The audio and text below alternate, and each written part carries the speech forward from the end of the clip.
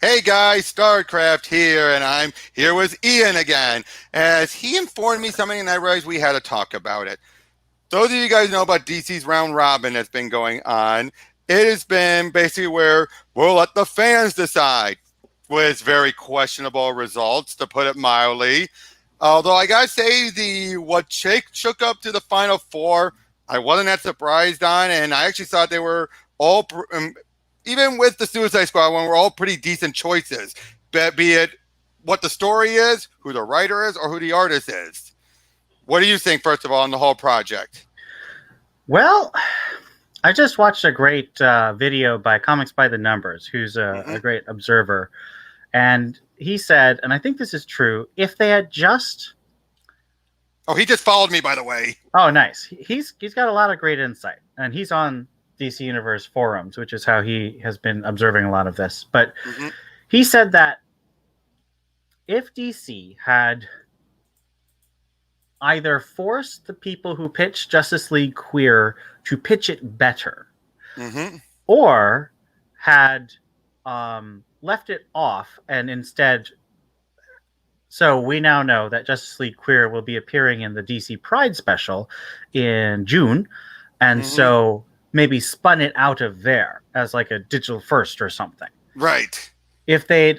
And the reason I give those two options, I think it would have been better if they'd spun it out of the Pride thing, because then, of course, it's got momentum and all that stuff. And you could have one more spot for the different round robin. Right. Or force it to pitch it better, because... That pitch was horrible. The pitch was very underwhelming. Now, I will admit, I don't like Justice League titles, so I wasn't planning on voting for it anyway. It could have been... I wasn't going to either, but... It could have been Justice League Awesome. It could have been Justice League Great. And also, don't put it against the one that almost everyone knows was going to make it to the finals. Well, but the thing is, if you make it that, and it had gone up against anything, and anything had beaten it, I think it would have been bad, because it's so... People just got so angry about it being in the tournament at all. They thought it should just be greenlit. And I'm like, well, if that's the case, but Queer aside, though, if you're taking out Queer, what did you see about the rest of the pitches and everything? I was really excited about at least half of them. And some of them even... Some felt like jokes, though. Some felt like jokes. Yeah, but the thing is, like, some people were, like, really interested in, like, Ambush Bug. Like, I've never really... Well, I was. See, exactly. I would have thought that was... Now, Blue Beetle was my biggest influence from biggest one I was for from day one. Robin's, I felt that was the joke. I felt Robin's, the initial pitch was a joke, because it just felt so ridiculous to do a whole mini-series off of that. Well, but a one-shot, yes. I didn't think that was because I had pitched Robin's, like, literally by name on the Batman Universe comic podcast about 3 years ago. Like, I said... They should have all the Robins. They should have adventures together, and it should be great. But the way the pitch went, though, is what I'm saying. It sounded like a joke, like they're all in one room, sharing an apartment or something. It's like, that sounds like a gag. That sounds like, Well, as we found out, it's Tim Seeley, and Tim Seeley likes to take a funny concept and then turn it into a story. But we didn't know that yet. Yeah, exactly. The one pitch I really miss from round one is Night Runner, because I love that Batman Incorporated and Night Runner had a great story. I still have the two issues. I have the two issues that introduced him. The two annuals. Those annuals are really cool little things. And he was a good character. He was. I didn't like. I'm sad that he didn't get further. I wanted some. I more didn't like how this community was all like, "Oh, who's this guy?" Oh, it's like, you guys don't remember. That doesn't mean you should be. We'll get to that stuff later in this stream, I'm sure, but stick on the topic. But as everything went, now, of course, JLQ lost, and apparently from what you've told me, someone came up and decided to be I'm going to make sure whoever it's up against and whoever defeats it loses. In this case, Robin's, correct? Yeah. And that she apparently is a self-proclaimed, I'm obsessed with my sexual identity. That is what the vast majority of a small group of people have done. They've really proclaimed that any contest to JLQ was an attack on their identity. And, why? And that's the frustrating thing, because over on Comics by Perch, Joe Carolla, who is a queer creator, has been very thoughtful about the way he approaches this. And he says, yes, it was an unforced error. And I think this is true. I think they should not have put this in with the other pitches because it's something that would benefit from a different springboard. Oh, yeah. And it tainted the whole thing. He was exactly correct, which is that you don't know that there aren't other queer creators or queer characters in these pitches. JLQ is just the one with the queer in the name. Yeah. And as it turned out, Sina Grace on Green Lanterns, queer creator. And he made it pretty far. Right. Josh Trujillo on Blue Beetle, also a queer creator. And I think there were like 2 other queer creators on the pitches that made it past. And so like all this stuff, like this is, and here's something that I saw a lot. If we don't get JLQ, it's the only queer representation. That's just such wrong thinking. Which tells you these people don't really unfollow the comic industry at all. They just look at like queer. That's all I'm focusing on. And I think that everyone should feel like they have people that can represent them. I'm not saying that, but I think that to an extent. To an extent. Yes, I think it has to be in service of a good story. But I think that it should reflect the people who are reading and creating. But the thing is, Sina Grace, queer creator, Josh Trujillo, queer creator. Those books, even though they may have had straight protagonists, would reflect queer creators, queer creativity. And it's just so frustrating. Now, to be fair with Cena, though, after the stuff was Iceman. Sina Grace is not a creator that is personally on my list of favorite creators, but I know. And I felt a lot of sympathy with him because he loves my favorite Green Lantern, Kyle Rayner. So I had a lot of connection with that. Oh, and again, Cena has shown that he can do decent work. So, Exactly. but I put him in the category of you need to keep a leash on him, creators. The ones where editors need to keep him reined in. Mark Russell is one of those. When he has a good editor, you get some great work. His Flintstones and the Snagglepuss Chronicles show that. When you lose it, even when he wrote in the same universe as Snagglepuss, when he did the Green Lantern Huckleberry Hound, good God, Maria Jobbins was not involved with that one. Completely went off the rails. That was a very lazy piece of writing. But like I said, though, it was set in the same universe, but obviously set sometime after, and some of the DC heroes came about. But yeah, Marie Jobbins, nowhere near involved, way more heavy-handed. Because she was only there for those 2 projects. Everything else afterwards has been people who just let him cut loose with his politics. Yeah. But unfortunately, now we've gotten to the final rounds, and unfortunately, Robin's made it that far, and that's the one that beat out JLQ. What's been the big issue? And this is the really sad thing about me, because... Oh, I'm glad that they brought Stephanie Brown, and they're re-acknowledging her Robin history. Right. I mean, that was a thing I wanted to win from the very first time. As I said, Robins is something I have been pitching. All 5 Robins coming together. Maybe Carrie Kelly if they wanted to.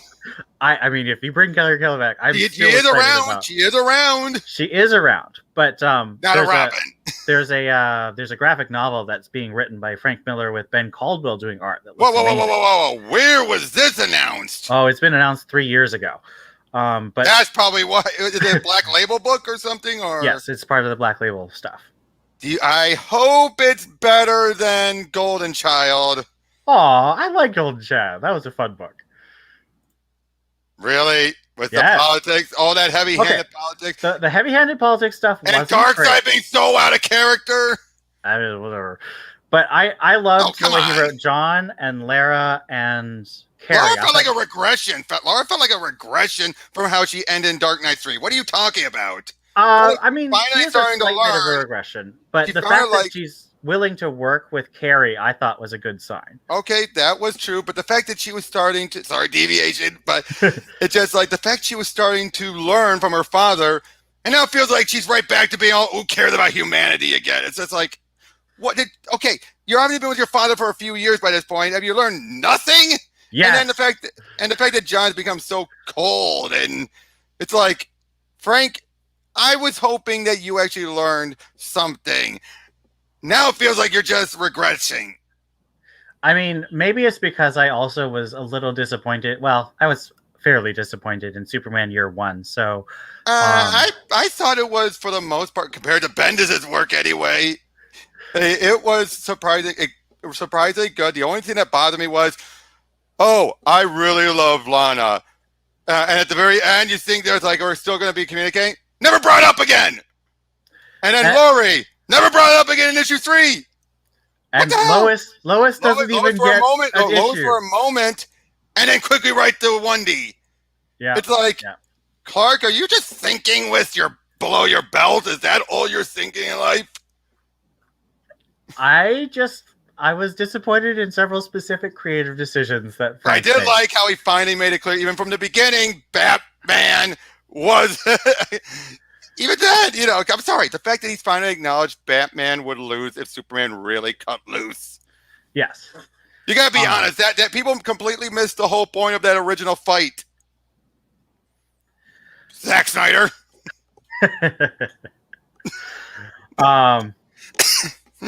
Anyway, where were we? Right.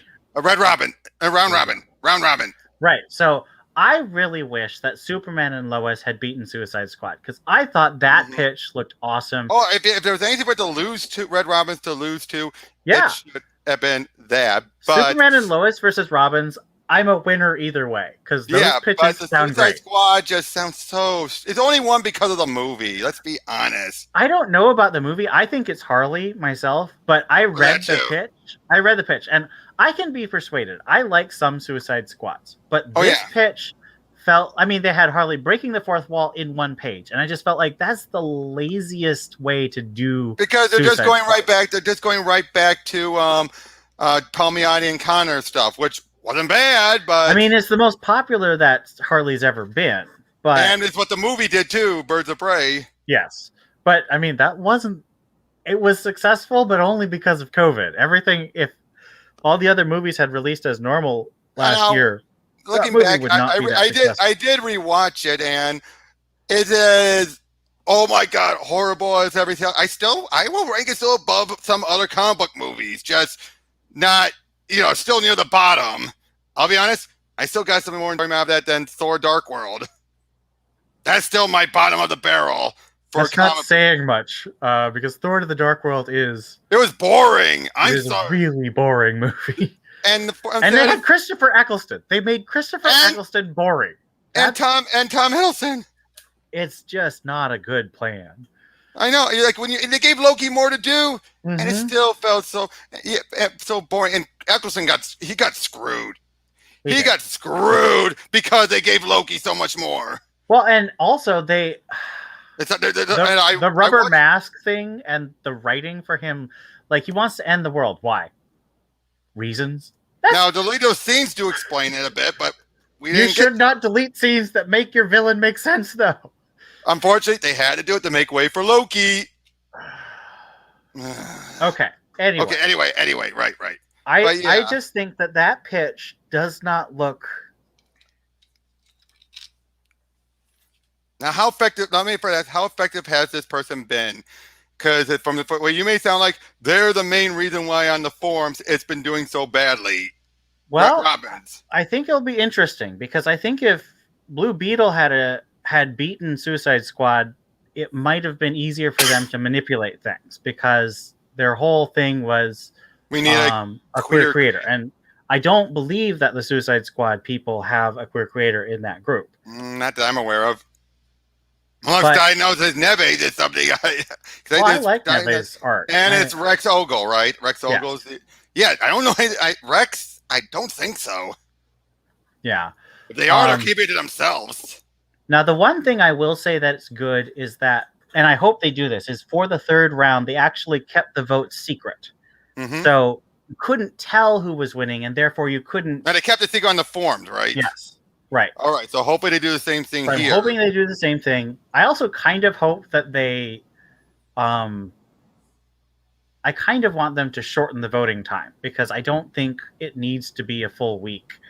And I think that... I'll be honest, I missed it. I missed the third round. I didn't even know when it started up again. Oh, really?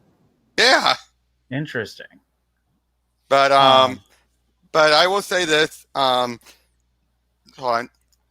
But so, and when I say this, I will ask this. So what you're saying is basically, we have the two books that do not have any queer creators, the only thing this person will have going for them is saying, and Robin is the one that beat off JLQ. So that's the only thing they have going for it, which is probably not as much of a rallying cry by now, especially since it's going to be in DC Pride, as, we need representation on creative teams.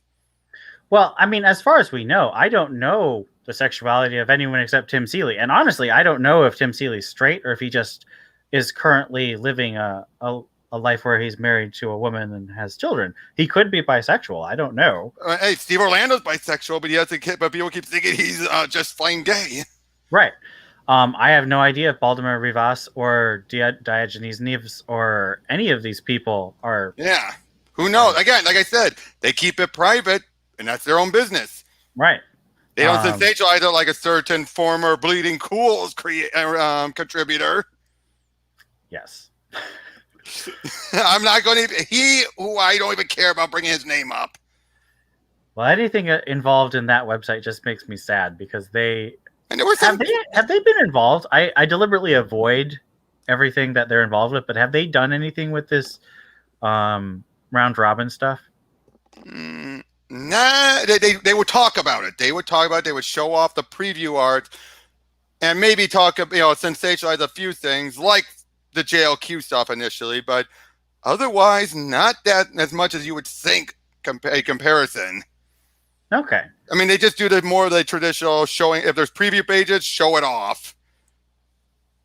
Like they usually do, when they're actually being a bit like a news site. Yeah. Although that's a whole other thing. The fact that pretty much all of the comics quote unquote news sites are basically just republishing DC promotional material and Marvel too. Funny thing is, I just had a friend of mine recently who's big into Dragon Ball Z, but he was on CBR recently and he saw an article that pissed him off. Oh, really? 20 Avengers that could totally beat Superman. It's like, even he was ticked off at that. It's like, well, CBR has been doing terrible clickbait like that. They're Kotaku decades. pretty much. They're the Kotaku of comics. Yeah.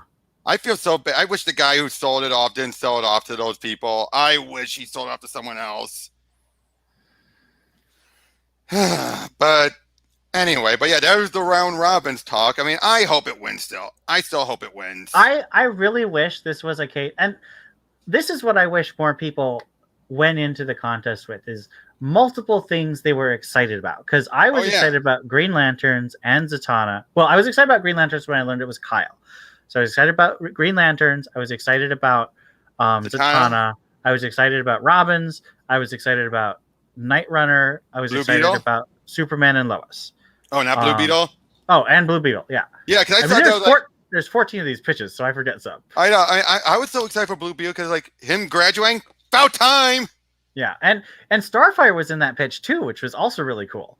I know, but it just felt like we needed some. Now, Rex Ogle writing it, since this will be his first time handling the character, I think. That one, I'm like, I would have rather seen some of a former writer doing it. Like, well, Sturgis doesn't do much writing anymore, does she? Now, Matthew Sturgis, formerly Matthew Sturgis.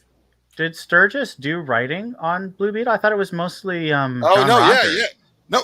So Sturgis took over after Rogers? After Rogers. After their number 25 or whichever. Okay. What is Sturgis's current real name? Lila Sturgis. Yeah. Who, I'll just say, since I don't think that anyone else is going to see this, I feel that's one of those people, trans creators and all that stuff I've seen around who are like more reasonable whenever I see them on social media. You know what I mean? It's like I don't see them being the really mags or whoever types who focus on that a bit as long, you know what I mean, right? I don't follow a lot of creators, but I know that Sturgis is still in contact with Bill Willingham, apparently, which is a good sign that good friends still. There's a good relationship, and there's not bad blood. Especially when you would think with Willingham, given his reputation. I mean, well, the thing is, Willingham's reputation is created by news sites. I mean, that's what I was going to say. He's nowhere near that bad. I mean, he was considered one of the most conservative creators, but it's like, compared to like Greg Rucka or Oh yeah, compared to that's this, not like very conservative. it's like he is like yes, he might be the furthest right creator, but nowhere near as far left as others. Yeah. You know what I mean? He's nowhere near compared to those who are far left. Yeah. That's what I meant to say.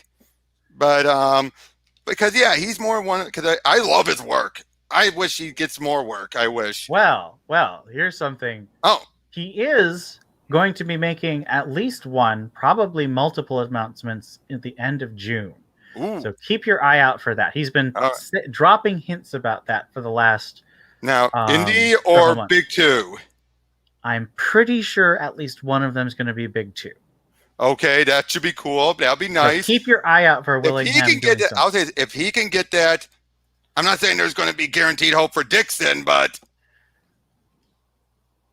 I'm not saying there's not. But I think I talked to Perch about this, and apparently Dixon made too many enemies. Now the thing is, a lot of those enemies are now gone. I really think that Didio was one of them. And I think Bob Harris was probably over the Stephanie stuff. I bet, right? I don't even know because the thing is. That sounds Dixon brought Stephanie back, but he said that was editorially mandated. So it wasn't his fault. No, I mean, I think it's a good thing. It wasn't his fault that Steph came back when he was writing Robin. Right.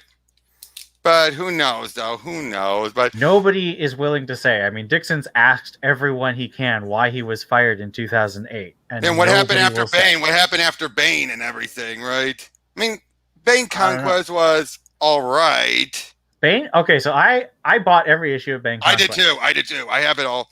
And I love the art. Like, Graham Nolan did great work. Although the redesign... The nose thing wasn't my favorite. I agree. Right. But I think that, honestly, it should have been a 6-issue mini. It should have. Because especially the way it ended. It ends so much on a... Just like, okay, we ran out of steam. Well... Dixon has said he was trying to really challenge something, and I can see where he's coming from, but I feel like it's not a 12-issue challenge. I think it's a 6. If it is 6 issues, it wouldn't have felt quite as small, because the challenge is supposed to be Bane views himself as an innocent, and Batman forces Bane to see that he's no longer innocent. And I think if he just had 6 issues, that wouldn't have been a bad ending. But for 12 issues, you kind of expect a bit more.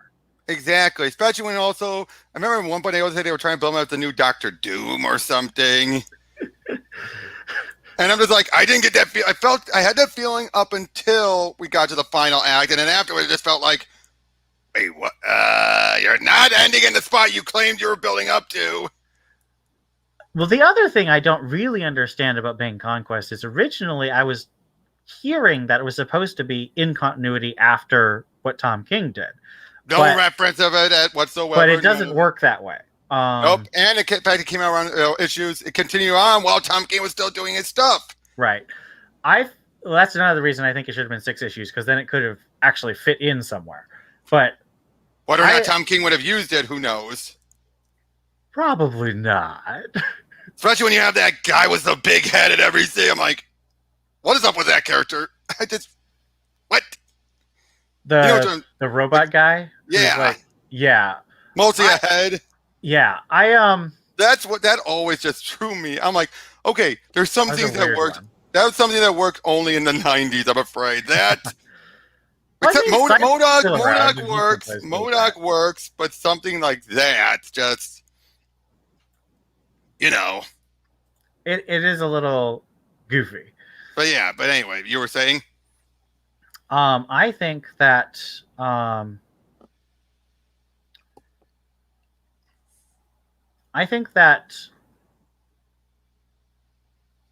it fits best if you think of it as sometime between Nightfall and the New 52, really.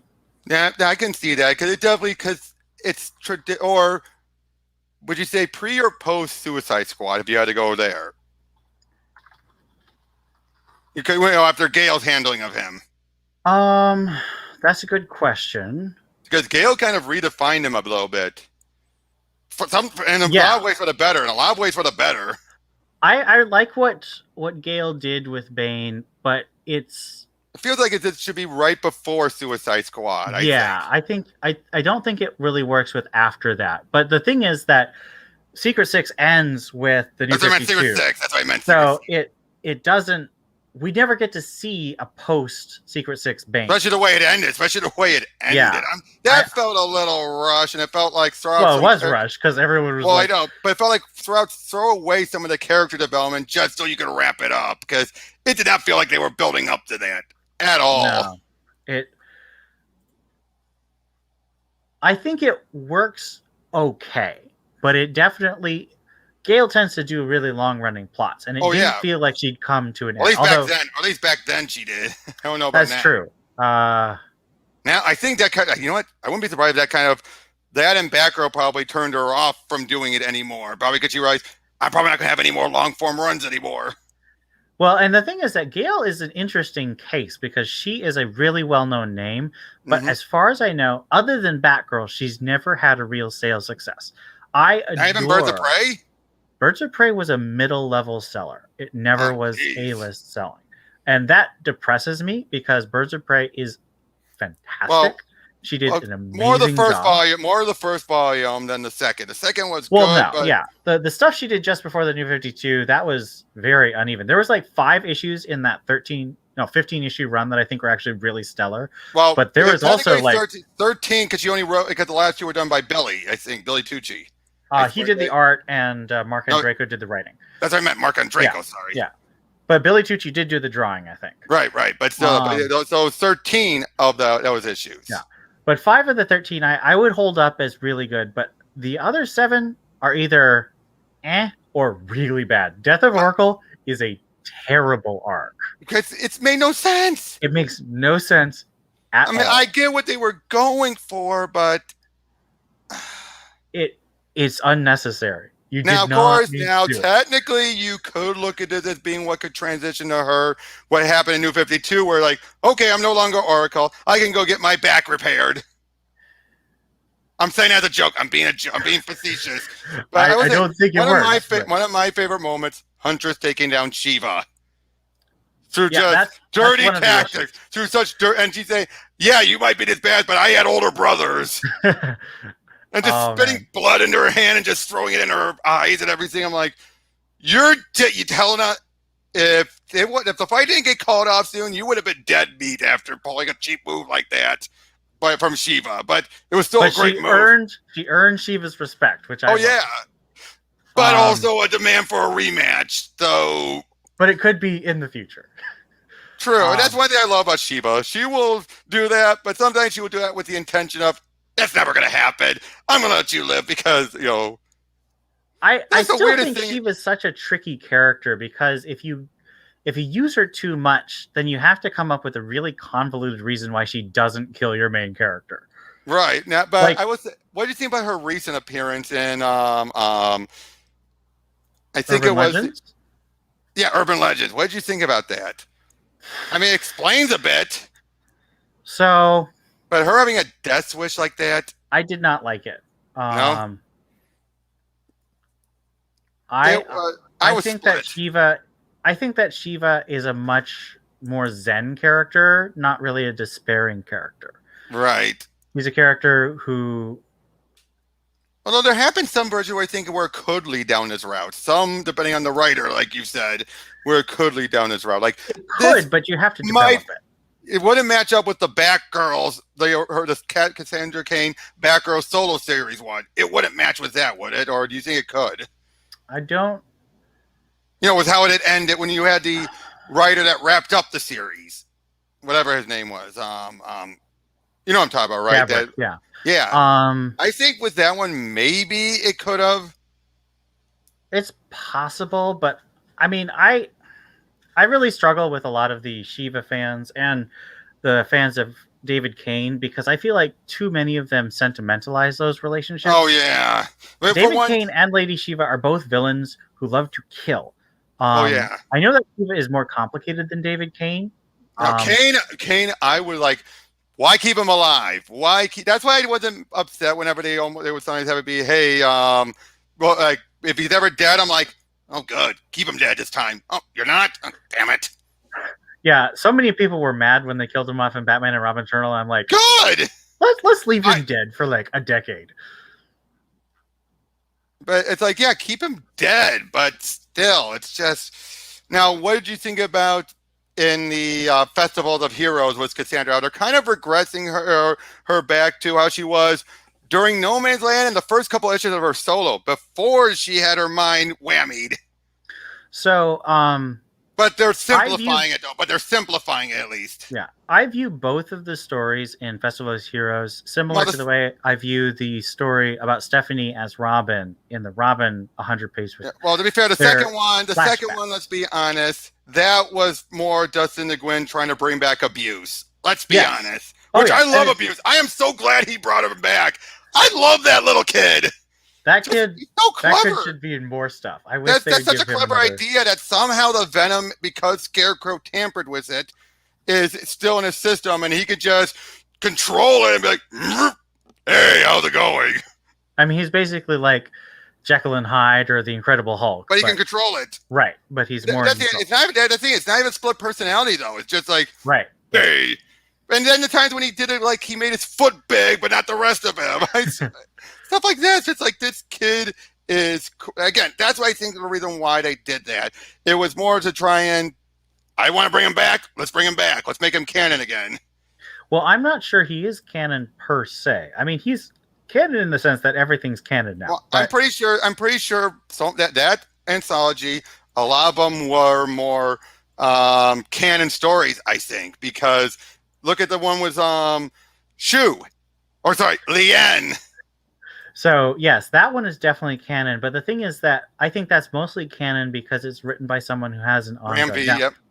I am curious to see if Tamaki does anything because Tamaki's on Detective Comics, so she has a fair amount of power.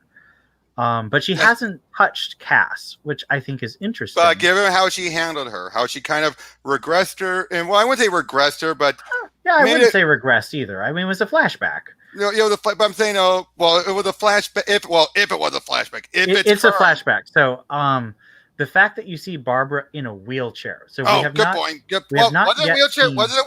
Was it a wheelchair? I know it's a wheelchair because I'm friends with a friend of his artist online, Marcus Toe. So I know Marcus Toe. Love his work. Oh, he is so good. Come on, especially like his Red Robin was gorgeous. I say his Red Robin artwork still love that work. Very consistent. And the coloring. I love the mixture of his artwork with the coloring. It just popped. Yes, it was gorgeous. And I bought the entire arc that he did for Nightwing, too, just because his art was so good. But his ladies, very sexy as hell. Well, and Dick Grayson, too. Well, I'm talking about Red Robin, I was talking about. Yes. Yeah, so Tim Drake, So I'm friends with a friend of Marcus Toe. And Marcus was doing some live streams with friends, and he drew Barbara in a wheelchair, but he gave her wheelchair handles. And anyone who knows Oracle is like, no, she does not have any handles on her chair. And so I told my friend, oh, no, she has handles. And he was like, oh, yes, we should fix that. So he talked to Marcus Toe, and Marcus Toe blacked it out and redrew that little part of the wheelchair. So it is a wheelchair, so I know it's supposed to be a flashback. All right. I did not know that. What about some of the other stories in that? Besides, by the way, what did you think? Well, I think that Connor Hawke is probably a flash forward because as we see in Robin right now with Josh Williamson, Connor Hawke seems to be either mind controlled or blackmailed or something by the League of Shadows. So hopefully he'll break free of that and get into the situation that we see him in this Festival of Heroes where he's, hanging out with his mother and I Keenan. Hope we see. I want to see Connor meet up with Mia. Yeah, I just want all the Arrow family. That would be but seriously, that's a long time coming. Is those two meeting because everyone kept feeling like Mia is made to replace Connor's existence and all that, and Anyway, right. Other stories. I mean, okay, Monkey the Katana Prince. story could be canon, but it doesn't really matter. I think, and one thing I want to make it clear about that story. I felt it was cringe, but the guys were so over the top at everything. It's like, this felt no different than the political stuff you would have seen in older comics the past couple decades. Where these people are so ridiculously over the top that you're like, why are we taking it? Even the way I see this, they are so bigoted. Even people in conservatives would tell them, GTFO, you guys. Well, of course we would, because they're terrible. Oh yeah, these were beyond. These were the ones who say like everyone that's foreign must be illegals or must be terrorists. It's like, you people don't know anything, do you? No, they do not. Yeah, but what about Monkey Prince? I mean, I think there's a lot of clever ideas with him. I agree. I am normally not a fan of Gene Luen Yang. He just does stuff that I don't enjoy. Not a bad writer, just not even usually. New Superman. I struggle with New Superman because I feel like it's trying to represent the government of China in a more positive light, and that really bothers me. I think it kind of juggled it. I think it felt like it was juggling it. I should read more deeply into it because I only read a little bit of it. Mm-hmm. But I thought I want to say that Keenan in the Connor Kent story was real cute. That was really funny. Mm-hmm.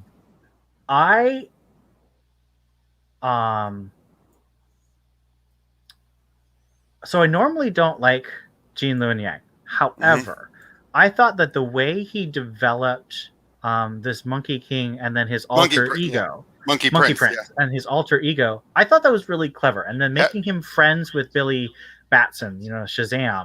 I thought that whole thing was a really clever setup, and I think very much in the spirit of Shazam. So it's and having his parents or adopted parents be hench people. That explains why he both hates both sides of the issue, because the heroes put his parents at risk, and the villains treat his parents like crap. Yeah. So I'm really annoyed that they're not giving Gene Luen Yang the Shazam book, because who knows how the other writers. This other one just looks terrible. And why is he kind of reducing the family aspect? Yes, he's getting rid of Eugene and Darla, and why? People love that. That's what they love about it. And that's going to be in the movie. And that's going to be in the movie. I thought they cared about synergy. Yes. I don't understand why they're making this story. Probably because you want to know what I think it is? The guy can't write the family, so he doesn't want to. So he wants to simplify it. I think that's absolutely why he's making that choice, but I think that DC shouldn't let him. I hope he doesn't get rid of Mary and Freddie and keep them at least. If he gets rid of, I'm positive if he gets rid of Mary, there's going to be not riots literally, but there's going to be, that's going to be the biggest outrage. I think people can go do it without Freddie even, but Mary, but I mean, Freddie is classic too, though. He's Captain Marvel. Oh no, Freddie is classic, but between him and Mary's the one everyone more thinks about. When people think about Freddie, they think more about, influence for Elvis. Yeah. Let's be honest. Especially after what they did with him for the past decades or so, making him Shazam and then not doing much with him and then removing his abilities and then, where's he been? And then, although then again, they could threaten him saying you're going after the disabled if you get rid of Freddie. Because of his situation. But, but still though, I mean, but again, with that whole festival stuff, I liked a lot of it. But what do you think about the stuff with Leanne? Did that surprise you at all? It did surprise me, but I mean, especially after that Infinite Frontier Secret Origins. That was some weird. That's some weird stuff going on. That pissed me off. But I think that it's really good because before, Leanne was just really all they could do with her is either have her be cute or have her be a victim. Now that she is a stray and she has agency and a mentor in heroing, she actually could be in a story without just being. Oh yeah, she's old. Yeah, the fact that they aged her up and everything. Yeah, exactly. And then at her age, people keep forgetting how young she was because given how she was drawn, it was so like she was written at this age, but drawn looking like she was almost 10. When it's like, no, she's not even 5. I am excited about seeing Connor come back. And Roy. Sorry, that's who I really meant. Roy, because he's her dad. But I am hopeful. But do you think she remembers? Because it doesn't seem like she remembers anything. Yeah, she doesn't. So I think there's I think that might have done the electrocution, because I love that in the artwork. The whole ground, it's fried. But how did she survive? Well, that's what we have to keep reading Catwoman to find out. Oh, I know.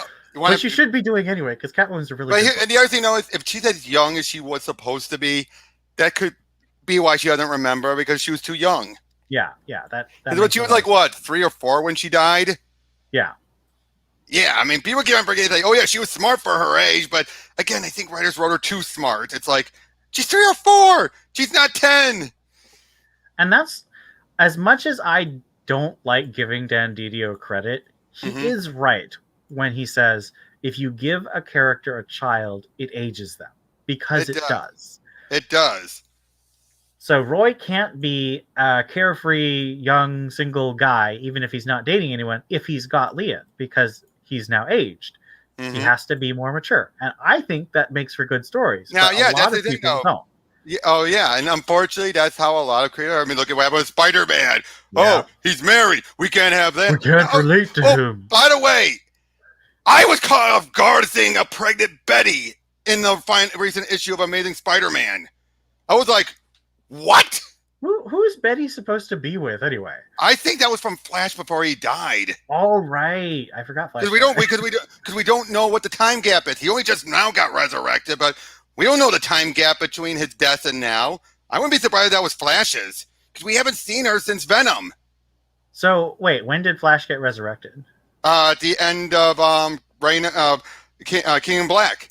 Oh, okay. When Eddie had the Enigma Force or Unipower, whichever. Which I gotta say, love that reveal. When you really think about it, what is the only thing that's been similar to a symbiote as far as, having a partnership but is still sentient, can leave on its own? The Enigma Force. Wait, what's the Enigma Force? Captain Universe. The Captain Universe power? When Spidey had it, when he was the Cosmic Spider. Was that during Hickman's run? Fantastic Four? Hickman has used it during his Avengers run, but no, this goes way back. The Captain Universe. Hold on, let me get an image. Yeah, this is going. I basically started reading Spider-Man with JMS and haven't gone backwards. Oh, okay. Hold on. Well, first of all, I did read some of the Black Cat stuff from the 70s. Her first appearance. That was great. Oh, wait a minute. Oh, to be fair, technically it appeared during the Something Stop the Juggernaut arc. Oh. Because that was someone who got the power and smacked the Juggernaut around. That one. Ring any bells? Is he the Juggernaut bitch? Wait. Did you read in either of the Spider-Verse or Spider-Geddon? Yes, I did read those. Miles got the power at the end of Spider-Geddon to stop him. Oh. That power. Okay. Yeah. Okay. Yeah, I do know that one. Yeah, that's who Captain Universe is. But that thing is a sentient power source. It just flies around the universe until it needs someone during a crisis, gives them that power, and it moves on. Now, Spidey kept it longer because he got hit by some other ray that kept it somewhat dormant in him. He just had access to some of the power, not the full-fledged. So when you think about it, it makes sense. A sentient thing that goes around, but it's light instead of darkness. Yeah. But yeah, so Eddie used that to bring back Flash. We haven't seen much done with it since, but again, to see Betty, and she seems in good spirits, so, and who knows how far along she really is. It's hard to tell with the artwork. I'm just kind of riots? I was saying that sarcastically about if they got rid of Mary. Oh, right, yeah. But again, I'm surprised they're going there with Betty. I'm just like, really? I just wish that he'd move a little faster on the Mary Jane stuff. Yeah, agreed. I agree. But at least we're finally getting some stuff going on with Harry. We're like, wait, Harry? But what? That shocked me too, wouldn't you say, at the end? Like, so we finally get a resolution, like how we're having both Harvest and yet Harry, we know, went a different route. Yeah. Do you think there's two? I still think there's two Harrys. Well, I mean, I still want to know how whichever version of Harry we're seeing as Kindred has those powers. Why did I say Harvest? Why did I say Harvest? Why did I say Harvest? He looks exactly like Harvest from Birds of Prey. Like, you're not wrong. No, not Birds of Prey. Teen Titans. New 52 Teen Titans. I think Gail Simone first created Harvest, though. Nope. Gail Simone did not create Harvest first. Or at least not the one I'm thinking of. That was Scott Lobdell who did it during his New 52 Teen Titans run. I think Gail might have used Harvest at some point. She used her, but him. Are you sure? Yeah. Well, there is a Harvest who is a girl, which is the one that Gail used. No. Let me look.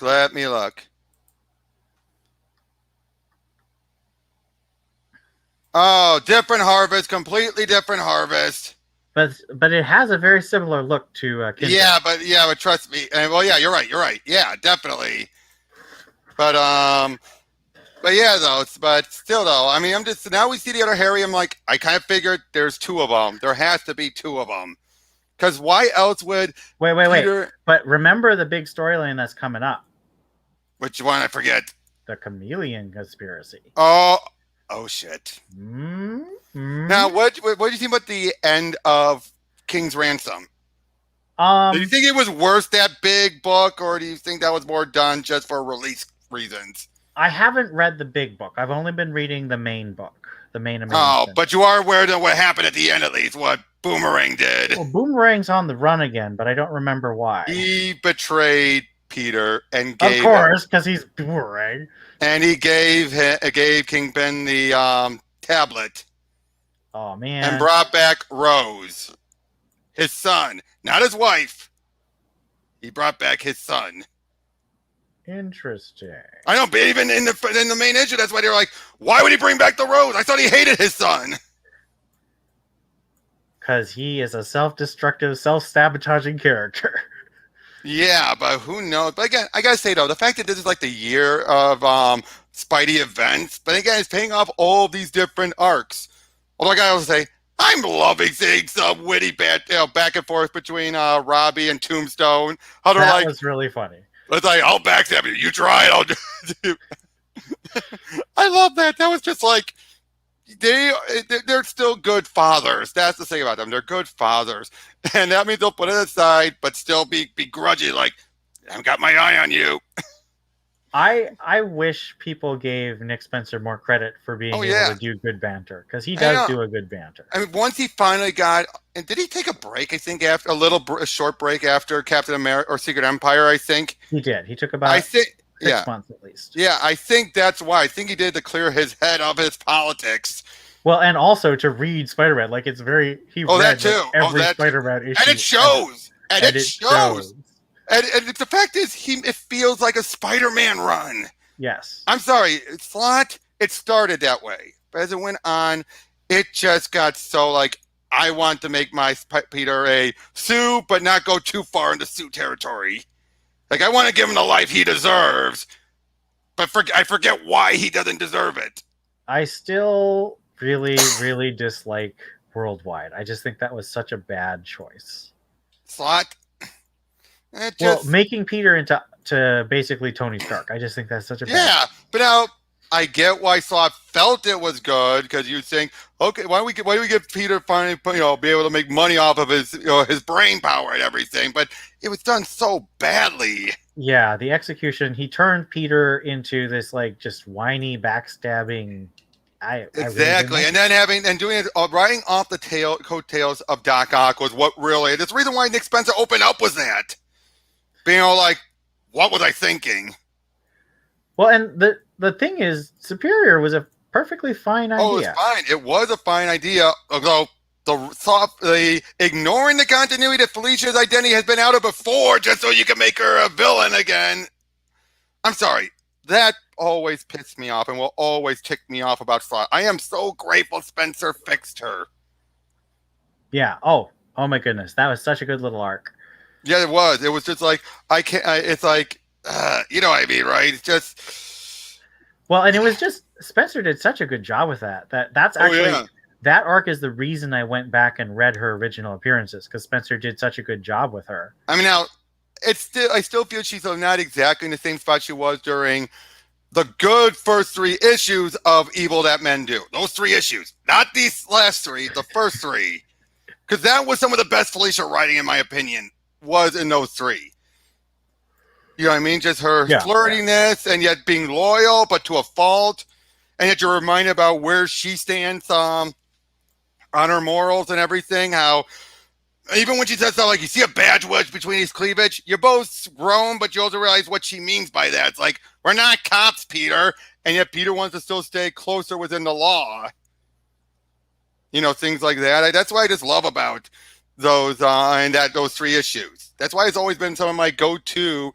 Like I say, Kevin Smith is sometimes my go-to person to look at how to write a very well-developed, fully mature, well, within reason, of course, Felicia. You know what I mean? Yeah. Plus, what few little bit that Mark Millar wrote of her in Marvel Knights Spider-Man. That was also good. Just how vicious she was in that. That's before I got really annoyed with Millar, so I still. Oh yeah, that was. That. Oh, you'll love that one. No, you would love those 12 issues. It's kind of required reading if you want to follow the stuff with Venom. Well, but I don't really want to follow the stuff with Venom because I don't read Venom. All right, fair enough. But no, trust me, those 12 issues, it's a pure Spider-Man story, plain and simple. Nothing that bad about it. It does try to introduce Millar as usual. Oh, there was this cabal of businessmen who actually created supervillains. And it turns out Norman Osborn was doing that before he became Green Goblin. But once he actually became Green Goblin, all these other businessmen were then like, oh crap, he knows our secrets. We got to shut him up. So once Peter finally locks up Norman, it's now like, let's go after him. Which, like I say, that came out around the same time. Actually, what led into it, although Millar then had to rectify a certain issue that I'm about to mention, was during Brian Michael Bendis' The Pulse, where it was Luke Cage and Jessica Jones who finally took down Norman, not Spidey. It's like, that's stupid. Why the hell did you let Bendis do that? Yeah, to be honest, that is stupid, right? Well, I'm slightly biased in that I love The Pulse, and I thought that it was a really fun story. But you gotta be honest, those do not deserve to be the 2 to take him down. I mean, you're not wrong, but which is why Mark Millar opened up with his stuff with having it be Norman got away, and got his costume on, and then Spidey took him down. Well, that is a nice way to have your cake and eat it too. Yeah, but that was still just so. And that might be fine for the Pulse story itself, but for the overall Marvel universe, no. No, I would agree with that. Yeah, but I also say with Spidey, this is some of the best he's been. But has it been going well on the sales charts, or? My understanding is it's still holding reasonably strong, but there's more and more people who are kind of feeling a little burnt out. Probably with the multiple, like it being almost weekly. Yeah, that's certainly my thing. That's why I'm not reading all the big books, is because I'm like, even if they're required. Yeah, I mean, why are you soaking for this? Yeah, just tell me the story of the main book, guys. Yeah, but to be fair, though, I think it's because they also want to just keep getting all the stories out. I think that's the thing. I think we've had all this build up. And I think they're rushing towards a big legacy numbering, aren't they? Well, what are they at? So they've gotten to 50. Do you think they're trying to push towards 900? I think they are. Let me check it. They usually mention the legacy numbers these days. So let me check. Hold on. Oh, by the way, I got to ask, what do you think about Heroes Reborn? I think they're clearly trying to steal from DC because they keep using that lady who looks exactly like Wonder Woman. Exactly. Power Princess. Right. But she looks exactly like Wonder Woman. The legacy number is 867. And they just did technically 850 during the stuff with Kindred. Yeah. So I think maybe they're trying to push towards 900, but I feel like, why? Just tell the story. Yeah. I know, but I think that, but no, they are telling the story though. That's the thing. They are telling. I think that there's always been the stuff Spencer had in mind. It's just been chugging along faster and faster. Although again, I just realized something. You think Betty could be Chameleon? I think That would someone's be. definitely chameleon. I think there might be more than one chameleon, which is why it's going to be called the Chameleon Conspiracy. Oh, because I just realized that with Betty being, pregnant, that still things I'm saying like, would Marvel Editorial allow that? Because that Well, seems like too drastic of a change. You know what I they mean? allowed Spider Woman to be pregnant. True, but that was still a minor. So, she hasn't been as big of a name. She's not in any movies. True. Although apparently they just broke her up with her boyfriend, which makes me very sad. What's next? They're gonna get rid of the kid? Yeah, I'm pretty sure that's coming. Why? Because they're stupid. I love that stuff. I know so many people. That's one of the things whenever I complain about this community, when they complain about Spider-Woman, like, oh, look what she did. She avoided the action as best she could. It came to her. But they act like, oh, she was so and so. Why'd they ever be pregnant and doing all this action? She didn't. Almost as in fact, she had to shut down her own life, and she was bored out of her mind. But did they pay attention to that? Nope. It's like I've said, and we can go into this topic. People become so addicted to outrage. They have to the point where I don't think they can ever get enjoyment out of real entertainment anymore.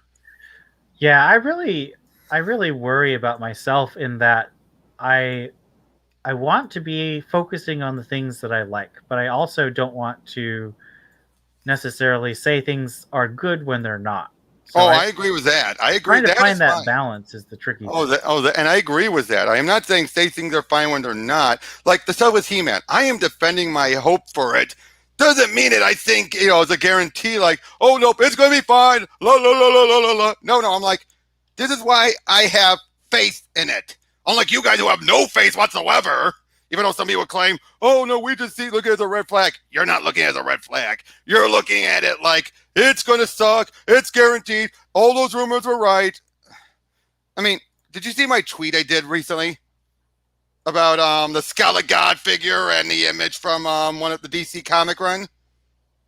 No. Hold on, I'll get it. Just a moment. Oh, where is it?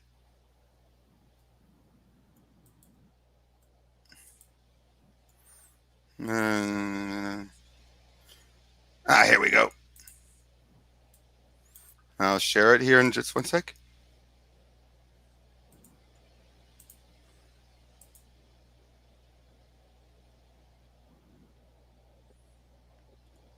Doc, and I get that, all right, but I'm not saying that other people should know that. That's not what I'm saying. It's when people are dismissing me when I'm trying to tell them it and informing them of it, and they just keep on throwing it at me. Then it's like, you don't know what you're talking about. That's what I've gotten, and it just drives me nuts. They act me like they treat me like I am not a He-Man fan, or I have you don't know what Teela looks like, do you? Yeah, I do. Hold on. It's the Infinite Scroll. Okay, here's Skelegod. That's the figure. That's him when he has the power sword, which is the only source of power like that exists in the original cartoon. There weren't any other ones added. And now here how he looked like in the DC comics run. This is him with the power of the eyes of Grayskull. Looks similar, not identical, but looks similar, don't they? I mean, that helmet is pretty close. Yeah, and like I said, you have that. And so the way I'm seeing it is, and because Rob David was involved with all of them, I actually talked to Keith Giffen and Dan Abnett, both at the same convention, who wrote the comic series. And they, Doc, I'll get to that in a moment. Looks like, I'll get to that in a moment. And they both said Rob David would give them the plot and they would script it. Rob David, he's an executive. He's not a creator. He usually has to have someone else to work with the ideas off of. but he is one of the main people in charge at Mattel who handles it. And you could clearly tell these were his ideas. He knows what he's talking about. And he's involved with the Masters of the Universe Revelations. He's an executive producer. It's already been made clear he's been working on the story with Kevin. And if that's the case, then he probably did the same thing. Gave the plot to Kevin, and he's been working off of it. I don't think this is and to be honest, I think Kevin's too high to come up with a good plot these days. Oh my goodness. I really wish you'd stop ranking well high. Show running, I could see him pulling up even as high as he is. Coming up with the full plot, no. I think he would need them to do it. You know what I mean? He would need Mattel to help out with that. And but yeah, I would say, what funny that you say that, Doc Holliday. If you read Thundercats He-Man, you actually had Skeletor and Mumra merge to become Mumator. But anyway, I keep telling people these are the reason why I have faith. Nope, that's not going to happen. Rumors said that Teela's going to be a lesbian. Rumors said that it's going to be just her. All the rumors said this. Those images prove it. We know it. Forget whoever that guy is. Don't listen to him. All that stuff. It's like, guys, here's why I have my face. Nope, you shouldn't have it. You're an idiot. You're a naive. They go that far. They treat me like I am a naive idiot. A moron who doesn't know anything about He-Man, and I shouldn't have any face because they're just going to disregard it. It's like, Rob David has proven it. Nope, not this time. What about what happened with She-Ra? She-Ra was done mostly by DreamWorks, not Mattel. Do people forget that? Mattel and DreamWorks was calling most of the shots with that. That's why it didn't do so well, and Mattel tried to do what they could to make money off of it, but otherwise, you know, hold on, but yeah, if you want to see it, Doc, here's Mumator. And actually, what I love most about this is, you want to know the incantation that they do that leads into it? On.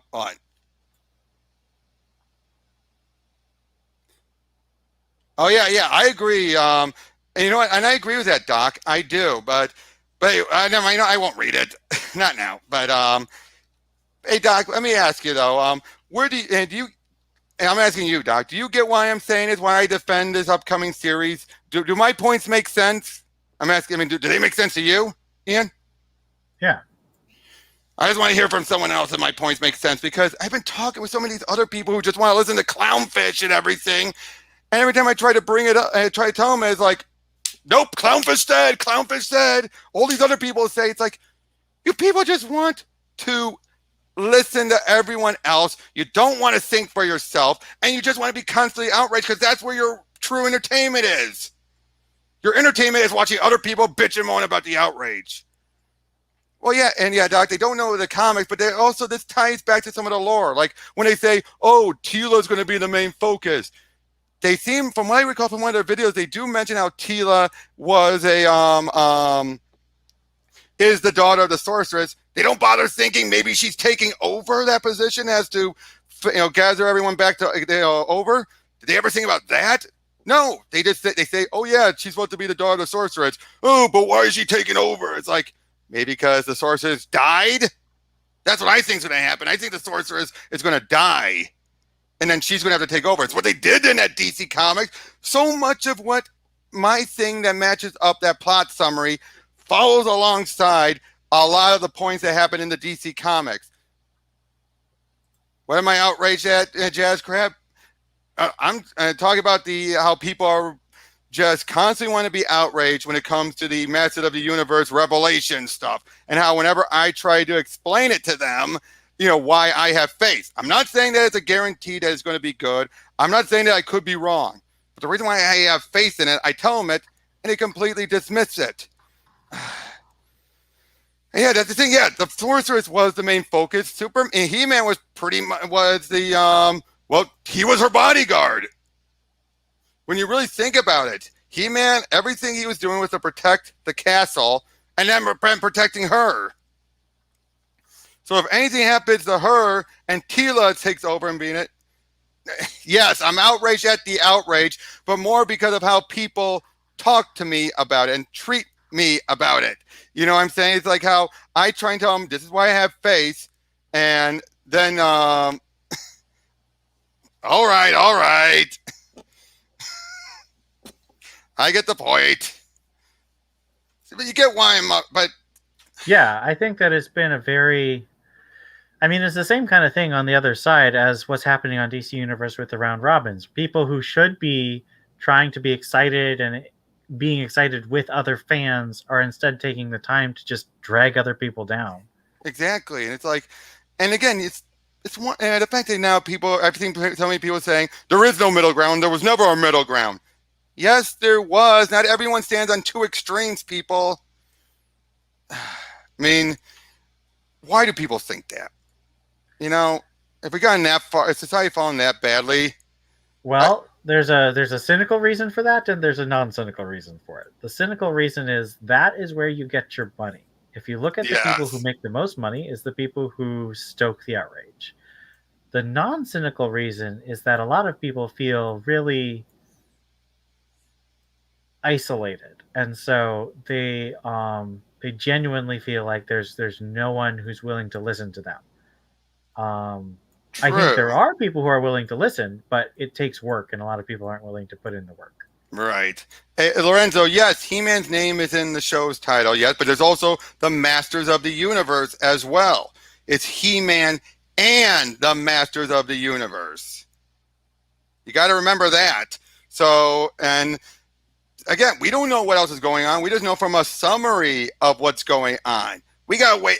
I'm so, is it my reason for having faith is why I have a wait and see approach. Again, I could be wrong. I openly admit it, which is a lot more than I can say for other people who keep on forcing the outrage where if they're proven wrong, they just, yeah, you know what I mean, right? They just simply act like it never happened and hope everyone forgets and no one's called them out on it. And if someone does, ignore them.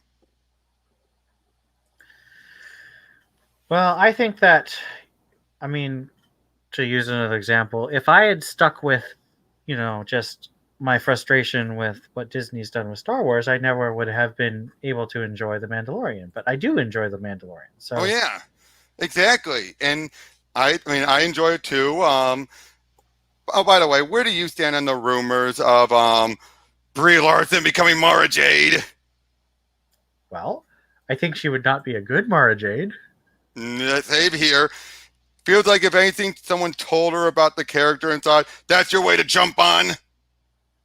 I think that it's sort of like the She wants a Thrawn shortcut. situation.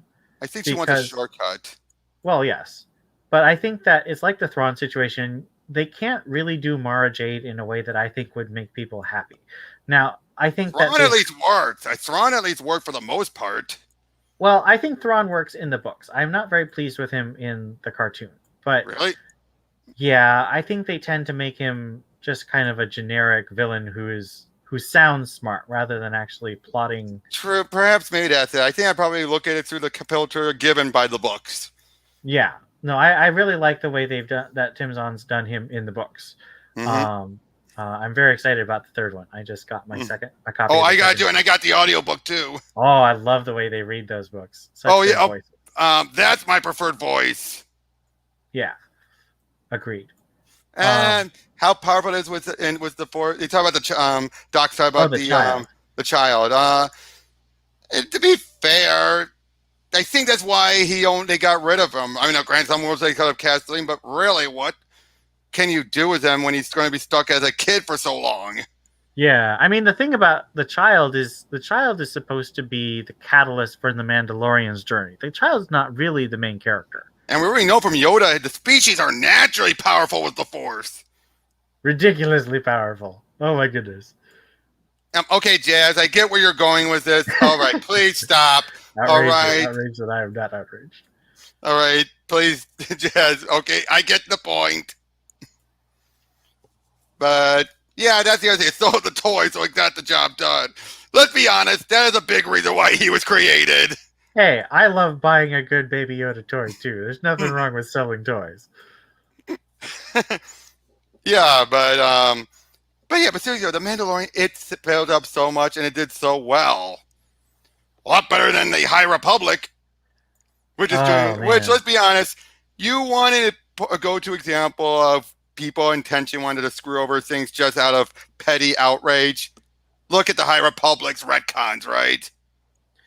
Well, I still hope that High Republic can be good, but I found Not out with the writers. Not I with found the out after the writers after I read the first novel that they deliberately didn't have a main character, and I'm sitting here thinking that was my big problem with it. It has no main character. And that was intentional? And it was intentional. I'm like, why would you shoot yourself in the foot like that? Probably because they were being, well, progressive.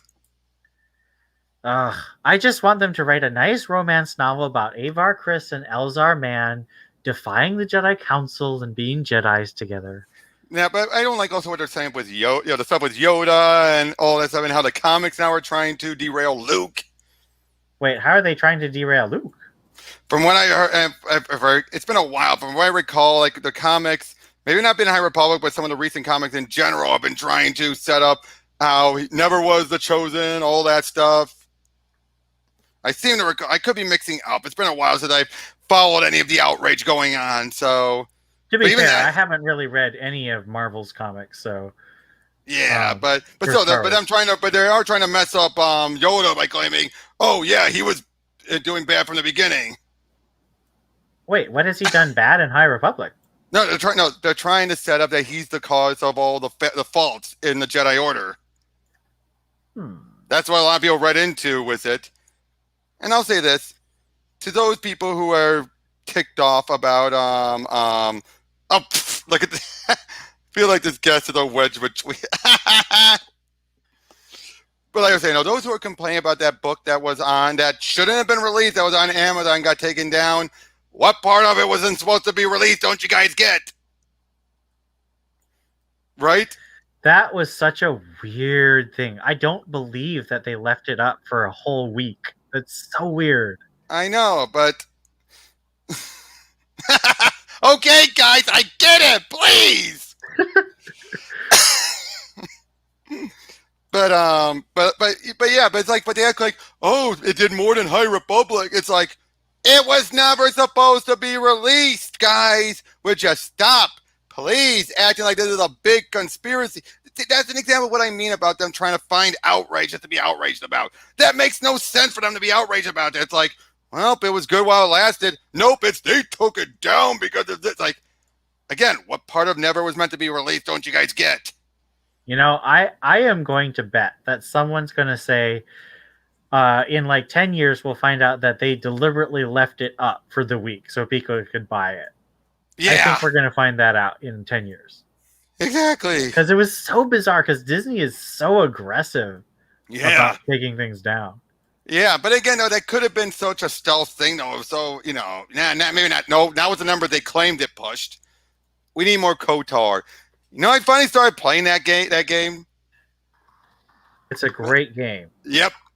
And of course, I put a bunch of the restore content mods and everything in it. Oh, good. That's the way to do it. Yep, and the expansions done by those teams.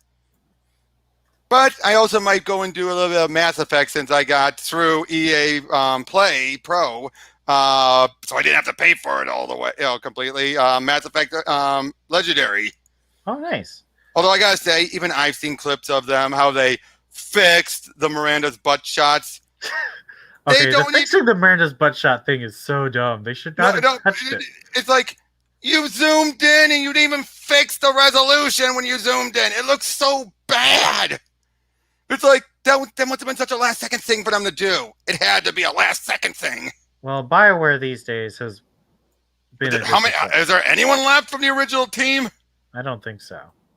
Yeah, seriously, it's just... I will say this, though. I am really enjoying the Old Republic, which they're still actively updating. Yeah, which surprises me. That's still active. Yeah, there's a good community of guys just raiding away in their guilds. It's really fun.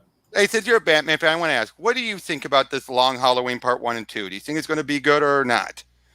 I need to watch the trailers. The first one, I'll tell you, the first one, it's not going to give you a good impression. The second one will. My problem is that I liked it back when they were doing things like Dark Knight Returns, where they were distinctly imitating the art style of Frank Miller. They even did it. Killing Joke kind of did, because I remember in the behind the scenes they made it clear we could not do Brian Boland. There was no way, so we went to what's the next best person, and then used him as the inspiration. I forget who that person was, but I'm irritated that they didn't imitate Jim Lee in Hush, and I'm irritated that they're not imitating Tim except Sale. for the Joker's teeth. That's it. Right. But now, to be fair for Jim Lee, that's because it wasn't meant to be a straight, full adaptation. It was part of their DC should have done a full adaptation. Oh, I agree. But it was part of their DC animated movie universe. I'm not a fan of the DC animated movie. Well, it's over. Remember, that's been over with ever since Apocalypse War. Wait, I thought that the recent JSA movie sort of retconned it back with time travel. No. I think that's what to be a new timeline. That's what to be part of the new timeline. Starting from Man of Tomorrow. I guess we'll have to wait and see. But irritation into outrage. Just a sec. I just gotta check something.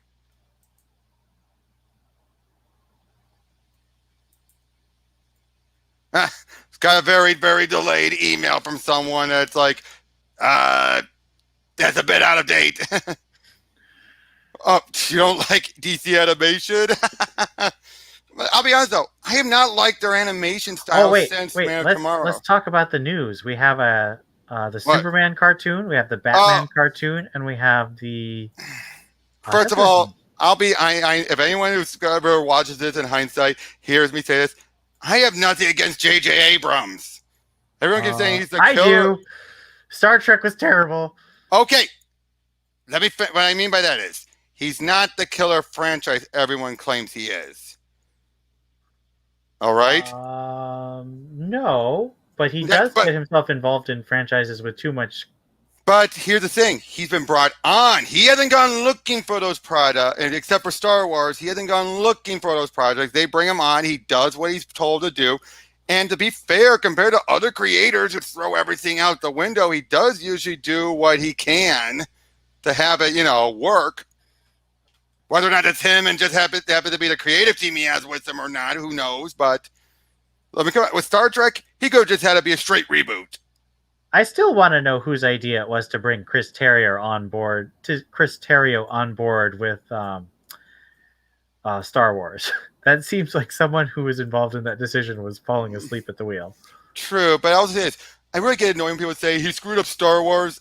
Force Awakens, most people did enjoy and were at least willing enough to come and see the next one. You shouldn't blame it retroactively because of Last Jedi. Right. No, I'm talking about Chris Terrio from... Oh, I know what you're talking about. He's the guy who worked on Justice League and so many other things. Yeah. Yeah. Isn't the guy... And the guy is... I'm not saying he's all bad, but... And he has some very distinctive writing problems that I've seen in every project he's worked on. Yep. And I'll say this. While maybe Mission Impossible 3 might not have been the best selling of the Mission Impossible movies, that you gotta be honest, that movie did get things back on track at least, as far as making it its own, its own thing. Mission Impossible 3 is great. I don't know why people hate on it. I don't know either, and he was involved producing the other ones. Yeah. And Super 8 is also great. Oh, Super 8 is very great. But I'm talking about as far as him working on franchises. Oh, yeah. And even the stuff with Superman, I'm positive that's from on high. That does not sound like... Black Superman does not sound like that was his idea. I think that was either Coates or executives. I still think... I mean, we've had a Batgirl movie rumored forever. I don't think we're actually going to get Coates' Superman movie, because we also had the rumors about, not the rumors, that they were working on the New Gods movie with Ava DuVernay, and that lasted until it didn't. I think the exact same thing's going to happen with Kate's. I think after the Discovery thing, it's going to be canceled. I bet. Exactly, but I'm very sure that we're actually going to get this Batman and Superman cartoon, and I think that's really cool. And again, him being involved in the Batman scene, and whenever they it's like. Bruce Timm's probably the more driving force of it. Bruce Timm, I'm very worried about. I do not want more Batgirl shipping. I don't think we're going to get that, especially if this is more of a Golden Age thing, which it looks like. Hey, Dominic. Bruce Timm will put it in no matter what. No, come on, dude. I know. I'm going to give it a chance, but Now, wait, it looks like there's something on my face. I have my beard. But I didn't know Orville had gotten canceled. That's sad. wait, what? That's what Doc says. Hold on.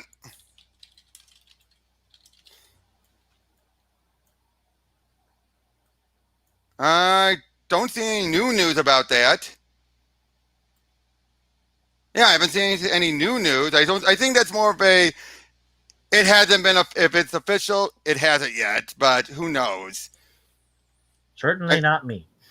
But I rewatched Galaxy Quest recently because it's free on YouTube. Love that. A great film. Oh, it is. Now, do you still want me to do a sequel without Rickman? No, I wish. I mean, the thing that I love about Galaxy Quest is the same thing I love about Stardust and The Princess Bride. They are movies that they could have been just like a generic Hollywood product, but some combination of director and writer and actors, and it just came out as this amazing movie that sticks in your heart. To the point where I would rather see people just do that again, just try and work on normal films, but inject it with something that makes it into that next cult classic than try and turn a cult classic into a franchise. Because I think that's I don't know if they're doing a franchise, but I wouldn't mind a follow-up at least. Not at this point, though. I think True. that too much time has passed and Alan's gone. So, I mean, so much of that would be... I will say this, though. When it comes to that movie, the fact that a lot of Star Trek actors did not think highly about it, and then once they found out, oh, it actually isn't that bad, then they actually went and watched it. They loved it because they thought it was going to be a mockery. Right. A lot of people did. It's like The Princess Bride. It's a reconstruction. It's an affectionate parody. Yes. That affectionate parody that actually still tells its own serious story. Yeah. Through comedy. But that's what I want more of. Yeah, but now to be fair, there was a comic follow-up that actually did deal with an interesting thing I don't think anyone thought about. The Omega-13 didn't just affect the ship. That's right. It's the entire universe. And somewhere out there was a species that were trying to do a legitimately good uprising, and it undid it. Oh, no. Because the guard they were supposed to take down that would have allowed them to get everyone in, that they did a success and then realized, hey, wait, somebody duck! And then, they lost the element of surprise. I like that. Although, that does raise the question, why do these people remember, but only Scott remember, realize, you know what I mean, right? That's the weird thing. It's because otherwise the movie wouldn't happen. Right, that's true. But no, I know. Well, you wouldn't have that moment where he thinks, where they think, why is he beating up Shaloub? I know, that's Shaloub, Fred. I think Fred. I only just found out, realized recently, he was stoned. The character was a stoner. I didn't realize that at first, and apparently my parents didn't when I talked to him about it. He was so high. That does seem like a reasonable explanation for his complete lack of effect. I know, exactly. Although once it finally was like, oh no, I am not the guy. No, and all that. And yet, what gets him really motivated? A girl. Yeah, classic. Seriously, everything was just so perfect about Galaxy Quest. When are they going to reboot Buffy? Technically, they did in the comics. Yes, they did. And I've heard a lot of people are not liking it. I hear there are a lot of fans, actual diehard fans who feel like it's not going in the direction they like. Well, I know one buddy I have really likes it. Mm-hmm. I want somebody to do a comic that's Galaxy Quest meets the Orville. Just imagine that. Wouldn't that be fun? Yeah. Wait, what? You didn't hear what I said. I said I would love them to do a comic where it's the Galaxy Quest crew, the NSEA protector meets the Orville. Yes, I think that would be pretty fun. That would be awesome. They should do a comic. Wait, okay. Boom has the rights to Galaxy Quest still, right? I don't know. Yeah, I think they do, but who has the rights to the Orville? I know there was a comic for Orville. Yeah, I'm trying to find out who did Dark Horse. Oh. I remember the days when Dark Horse had Star Wars and they thought they were big. Then they lost Star Wars and now they're not. And then they still felt we still have Alien and Predators. Now they don't. Which I feel, one thing that pisses me off about the timing and everything, we never got the Predator original screenplay book. That would have been awesome. Oh, what did they cut from the original screenplay? Oh no, it would have included the original monster, in their design, and basically it would have, done straight from the screenplay instead of what they had to rework because they had to make the alien invisible. Oh, okay. Oh wait, I was thinking of Terminator. Never mind. No. I'm talking. I said Predator. I know, but I get the Dark Horse still has Terminator. They still have Terminator. And they're not doing... Well, I think Dark Horse also has StarCraft, and they're not doing anything with that either. Well, they did do one thing with Terminator Transformers. Was that good? Yes, actually it was. They did it with IDW. And basically the way it worked was, in this world, the Decepticons woke up first, wiped out the Autobots, took over, and then Skynet was activated to deal with the Decepticons. So now it's Skynet sending a Terminator back in time to stop the Decepticons from coming to power, and he ends up working with Sarah Connor. When he meets her, it's like, could you take me to whatever version of Mount St. Helens it was in Transformers? So it's like he doesn't even care about Sarah, and Sarah's being the human companion for the Transformers. Seems reasonable. It is a great 4 issues. They just get it done. And they also just did Transformers Back to the Future. In this case...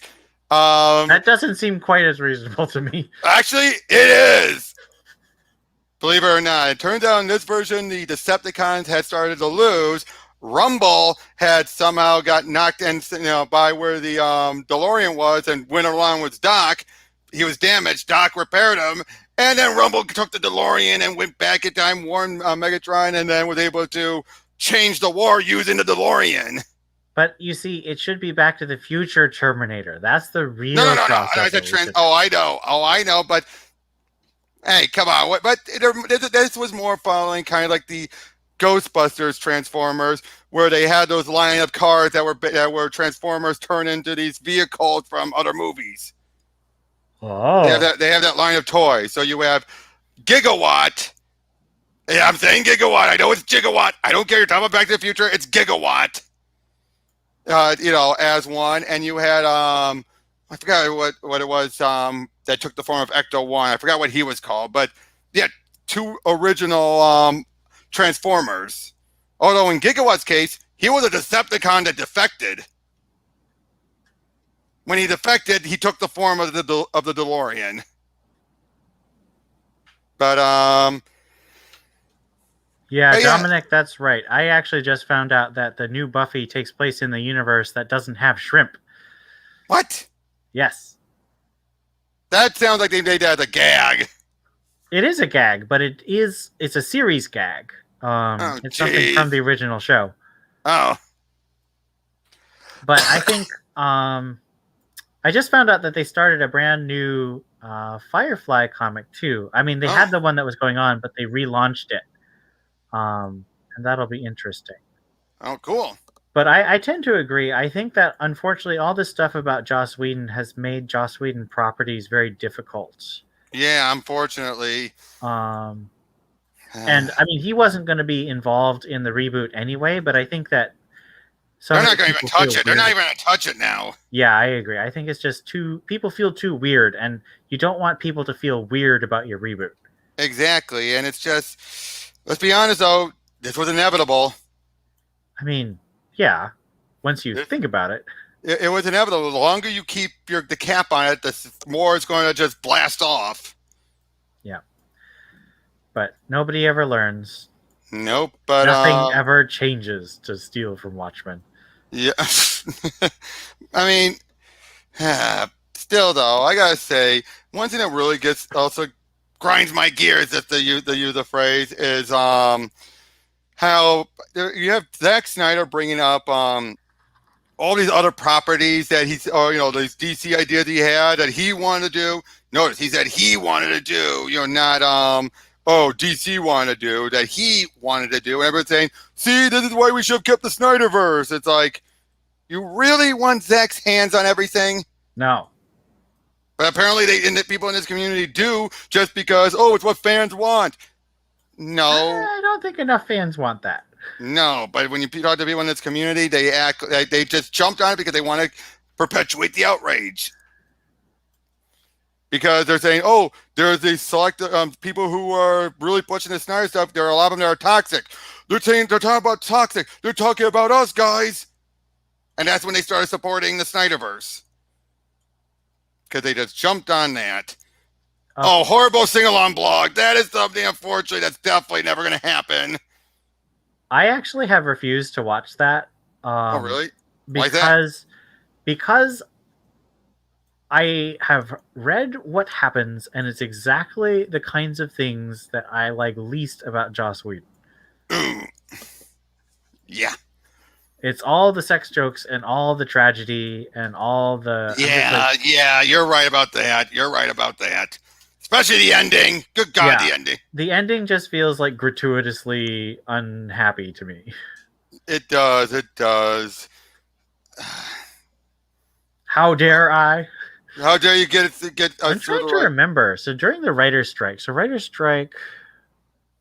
and that's the other thing I want to point out when it comes to J.J. Abrams was Into Darkness. You had the writer's strike there, and you had the Paramount executives pushing him saying, make it like Star Trek 2. Let's just speed up the con. Again, the guy did what he was told. I think people forget. Abrams is a company director. Yes, he is. They keep on saying, oh, no, he's not. Yes, he is. He's doing what On High tells him to do. That's how you get to be super powerful, and he is super powerful. But if you stop doing what they tell you to do, you lose your power. Or you do something wrong. It's like a lower tier example ought to be Rob Reiner. Not Rob Reiner. The guy who did Rush Hour. The Rush Hour director. Brett Ratner. Brett Ratner, yeah. But he was like abusive, wasn't he? Yeah, but before that came out, that's how he got the X-Men 3, because he was a company man. Yes. That's what I was talking about. I was trying to read to that point. Well, I mean, a current company man is Guy Ritchie. Guy Ritchie is a company director. But you wouldn't think it. But if you look at his career, you understand that he really is. Yeah, but that's the funny thing about him, though. At least he hides it. He hides it pretty well. Because when you look at stuff like Sherlock Holmes and everything... I mean, he's a company director who's also happens to have a very strong style. But if you look at the projects he takes, he's a company man. Yep. What do you think? Are you really looking forward to a Sherlock 3? Who's writing? Let me check. Because I really didn't like the second one. I liked the first one, but I hated different director too. It's going to be directed by Dexter Fletcher. What's he ever done? He's a film director and actor. He is directed Wild Bill in 2011. Oh, he's the one who took over Bryan Singer on Bohemian Rhapsody. Oh, and he directed Rocket Man. Really? Yeah, so the Rocket Man guy. Huh. I don't know. I really enjoyed the first one. Like, it had some problems, but I enjoyed it. I hated the second one, so I'm especially how they killed off Irene. Yeah, for no good reason. Why? Except to fridge her. That's so a fridging. Stupid. That was such a fridging. Yeah, and it was so lazy because it's just like right away she's dead. I'm like, but why? Oh, now I know the actress couldn't continue to do it because she was busy with other commitments, but why does she have to be in the movie at all? I know. Movie could have been exactly the same without her in it. Or you know what they could have done? They could have kept it, but then at the very end, put in a thing. Oh, I faked my death. Right, exactly like they did with Sherlock. They should have put that in there. Put a message in there that the Sherlock saying that they faked her, their death. Oh, different note. No, never mind. I talked about this separately. never mind. But yeah, though, but I thought though, I do feel that that in conjunction with elementary with Sherlock and all that kind of made people realize the pipe holding, deer's hat wearing, proper gentleman Sherlock Holmes was not how the characters usually handled. Because so many people seem to have that misunderstanding that that's what he was. This gentleman and everything was like, no, the guy was an ass. Sometimes. Insufferable. I should say an insufferable ass. You know what I mean? I think Elementary got it best in how to handle the guy without going overboard. Yeah. I think Elementary had that good balance. A guy who's well-meaning, but he has no social skills. None. Not even doing his own a lot of trauma too. Oh, big time. And now I wouldn't want that to be the set version for anything else, especially what they did with Irene. No, Irene was great in that. What are you talking about? Oh, she was great, but I wouldn't want that to be the standard. Oh, no. But, well, here's the thing. I mean, that was a great twist. That was a great twist. It was an amazing twist. But Sherlock Holmes has two things they always do, and I'm really tired of it because I've been watching Moriarty since I was Moriarty and Irene. And so Elementary is the only one that's done something different with them, and I appreciate that. Oh, that is very true. And they got rid of it right away. They got rid of it right away. And afterwards, and then they brought back, and then even when they brought in the inspector, Lestrade. That was great because they deconstructed him too. It's like, what did he do when Sherlock's not around? He's basically jumping at shadows everywhere because he wants that recognition again. Yep. That was great. And then the fact that they actually, the captain was actually based off of a lesser character from the books. Mm-hmm. That actually was a nice twist, wasn't it? It was like, oh, yeah, let's give it to the lesser character and not the obvious one. That's what I really appreciate. I wish they would do more. So they made Watson a woman. So what? It worked. Right. And they're not saying that this is the Watson of the books. This is a Watson. Oh, no. This is a Watson of this universe, because this isn't the Holmes from the book. Right. But he's very connected to the Holmes of the book. But he's got his own arc and own. The only thing that really bothered me was how they did they ended the stuff with his father. I think they rushed it a little. I'm still a little surprised they did that. It felt a little. Yeah. But abrupt. it did feel abrupt. But I think that's because they originally thought they were going to end that season. Yeah. And then they got one more. Don't you hate that? Don't you just hate that when they Babylon 5 had it the worst. I do kind of wish they had just ended with that sixth season because it was a really great ending. Oh, it was. But the fact they decided, let's save that ending and push it off, meant that you pretty much had to write everything in regards to that ending. Yeah. You had basically, and you had hardly anything else left. But because it was like, oh, you had a set number of years? Okay, we'll give you that final year. Okay.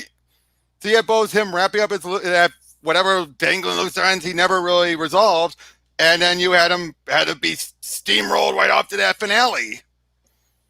I mean, I still enjoy the final season, but I think I would have probably liked it just as well if they left the original finale. You want to know something funny? My dad once told me he had a great idea for a sci-fi show. Huh? It takes place entirely in a spaceship, but we never see the exterior ever because nothing really happens in the exterior. But you find out later that it's not no. I'll get to that. Throughout it all, you have people are like, it's a young community. They start building. They start making expansions on the place. Sometimes if they have fights, they actually happen inside there. There might be some invaders who come in from outside, but we never see how they get in there. We deliberately make sure it. And then the series finale eventually ends with everything being shut down. People are dying. Something's causing it to happen. Old age, whatever. And at the very end, we pull back in the ship. Looks like a human body. It's meant to be a symbolicness of growing up and aging and eventually death. How does that sound? But is it really a spaceship? Yes, it is. Because it's treated inside everything as a spaceship. Is there artificial gravity or no? I don't think my dad ever told me that one. Would it matter? Well, it depends. Actually, I'm thinking if it's a spaceship, it could be accelerating or decelerating, and that would create gravity. Mm-hmm. But either way, it has to be. But how does that sound? You never see the exterior until the final shot. I mean, and of course, and the best spot for them to ever see, look out. I mean, if you look outside, it's only in one spot, which obviously would be the eyeballs. But you wouldn't know that. That'd be the bridge area, of course.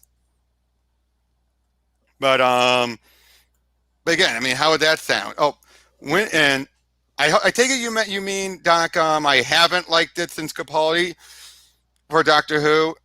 Remind me, Ian, how much are you into Doctor Who? Not at all. Oh, never mind. It's hard. I don't know how they could fix it. After that recent reveal. Oh, what'd they reveal? Oh, no, the one, not recent, but a while back. The one where they reveal, oh, it turns out the Doctor had, we never really had, the first Doctor wasn't the first Doctor. Turns out there's a lot more. Turns out Time Lords never regenerated. Turns out the Doctor was the one who gave him regeneration. And, yep, of course, the Doctor was a small female child. What? Yep, and was experimented on, and then gave the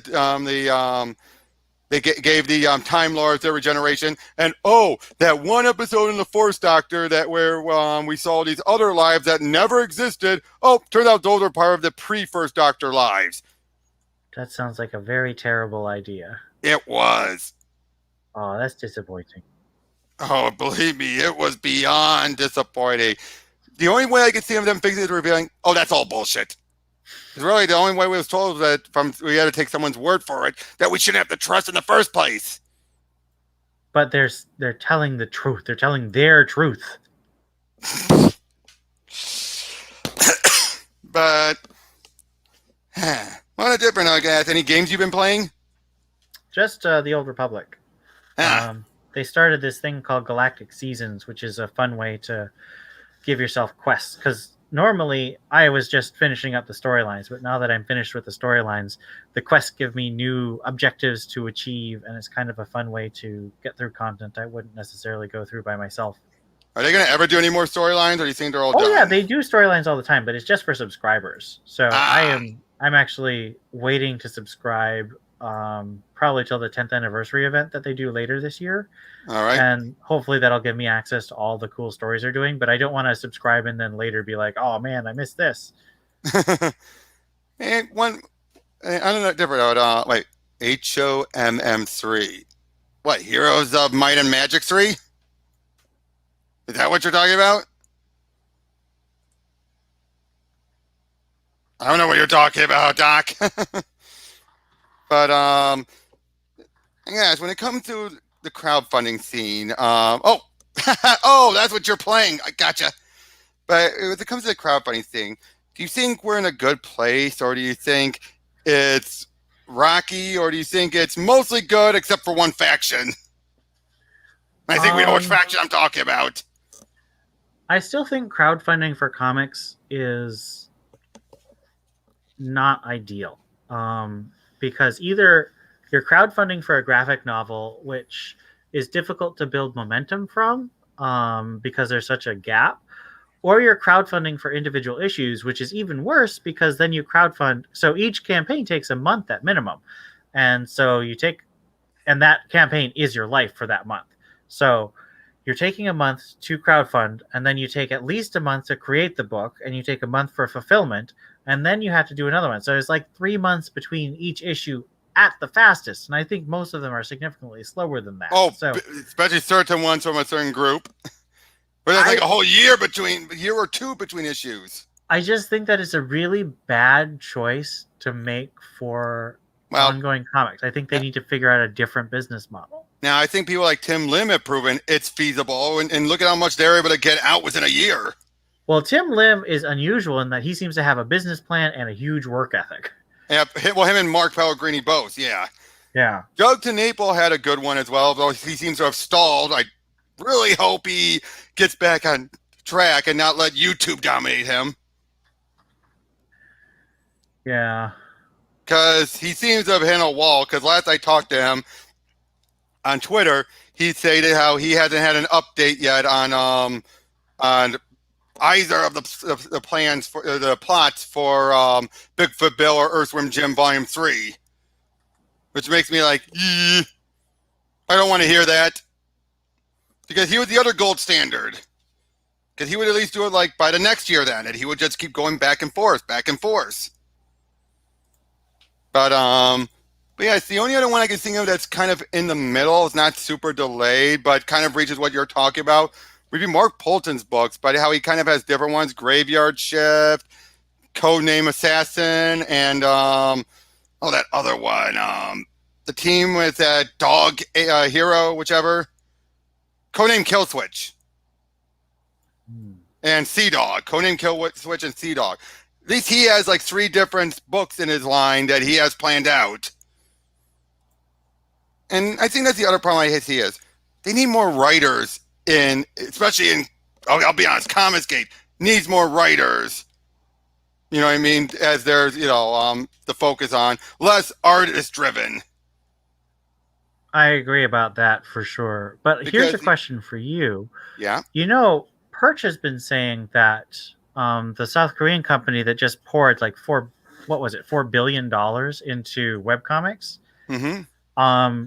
Do you think he's right that this is going to shape the next 10 years of comics? I don't know.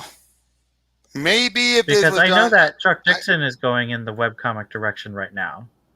Oh, if that's the case, who knows? It might. I think webcomics are in a different place than they were during their last peak.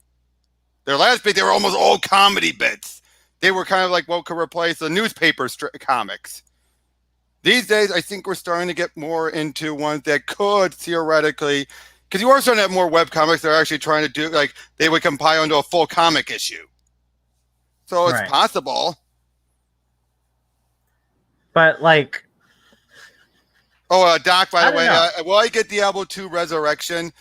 Probably, because I do have, I do have Diablo 2, the old one, and wouldn't mind getting an updated version. Then again, I'm a guy who has Warcraft 3 Reforged, so who am I to talk? I don't know. I'm just very curious because I think I don't know. Personally, I don't know. Perch is someone who I take seriously. I don't always agree, but I always take him seriously. And if he says that, and I agree, if someone's spending that kind of money, they're not doing that for fun.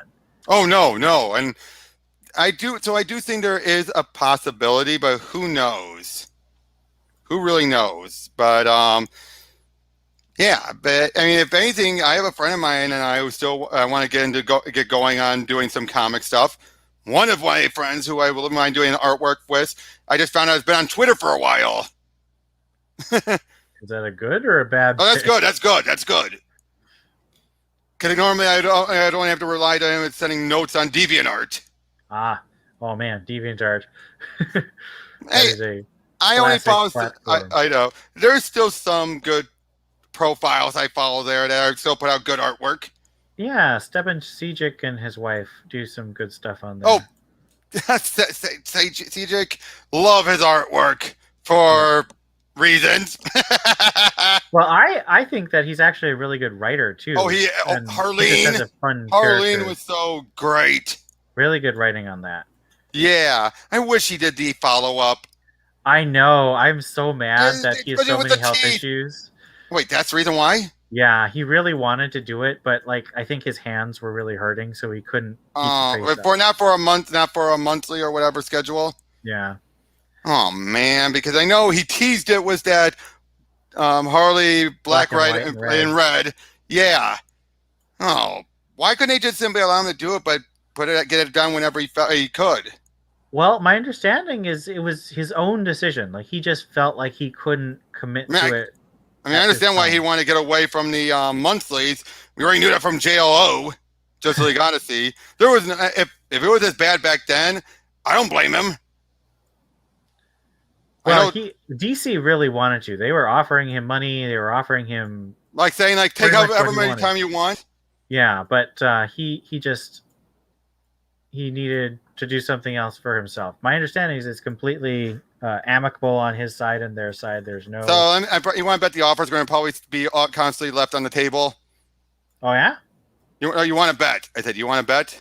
I hope so. I mean, it doesn't make sense because that book was good and old. Oh yeah, so I bet you they probably like the offer still stands if you want to do it. If they're smart, they did.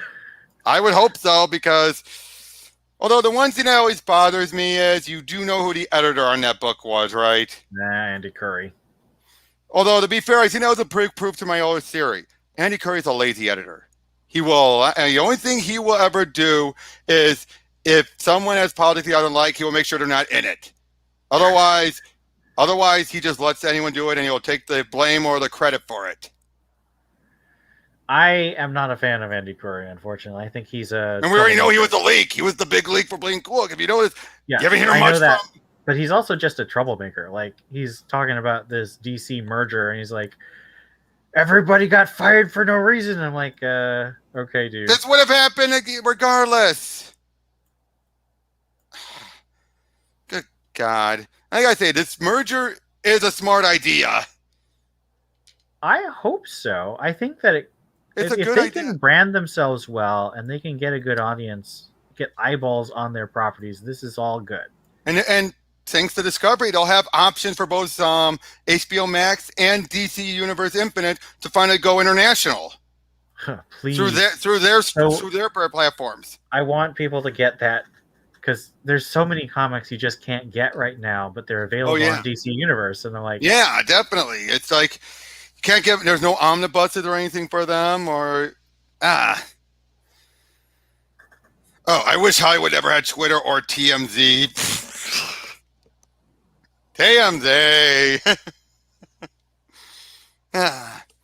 But yeah. But I think I might have told you. You want to know one comic series I just realized it's more relevant now than ever? Tell me if you heard of this.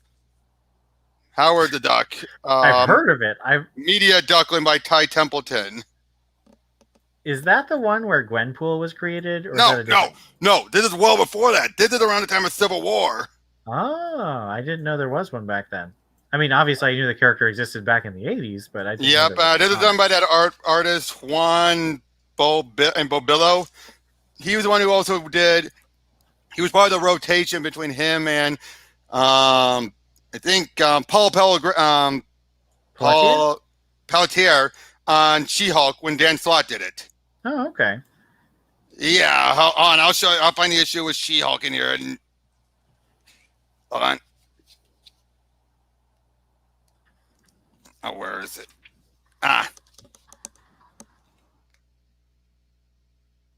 That's his She-Hulk. But the funny thing is there's one moment in here that I really love where basically Howard was, people finally found out about Howard being like, he's a duck, like a walking, talking duck. Let's shoot him. We were trying to hunt him down and everything. And eventually in the middle of a talk show, someone tried to shoot him during the talk show, and the host got shot. And yet, because you have this one creation for this mini called MODOK, basically MODOK, but he's meant for talking. So he's doing stuff like he's basically in control of a lot of media and everything. And at one point, then Beverly is on with a Larry King type of guy. And as he's talking, basically how Howard the Duck shot the guy. And then she's like, wait, Howard didn't shoot anyone. He didn't even have a gun. You all see it with your own eyes every time they play the clip on TV. But people like you keep saying Howard shot that man. And people are starting to believe what they hear and not with their own eyes. I'm just like, and then you have stuff like these scientists who are like Nobel Prize winning, but no one cares about what they've done. Why? Because they don't have any duck trophies. I'm not kidding. Because, everyone else around them are hunters. It just things like that. And I'm like, oh my God, this is more relevant now than it was then. The media stuff especially. Yeah. It's crazy. And this was during the Bush era. It's like, you know what? This was crazy back then. But you're saying this is clearly done as a farce. This is meant to be as a satire. And yet the satire is now more realistic.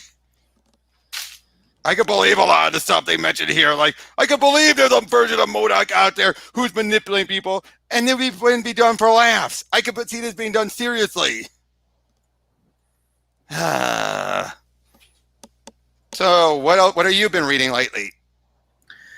Well, I've been watching the Crown, as I mentioned on Twitter. Mm-hmm. I'm a big fan of those historical dramas. Um, Oh, trust me, I know about Alasmod saying the duck isn't offensive. what? Drake Road Warrior Drake. You know that book? No.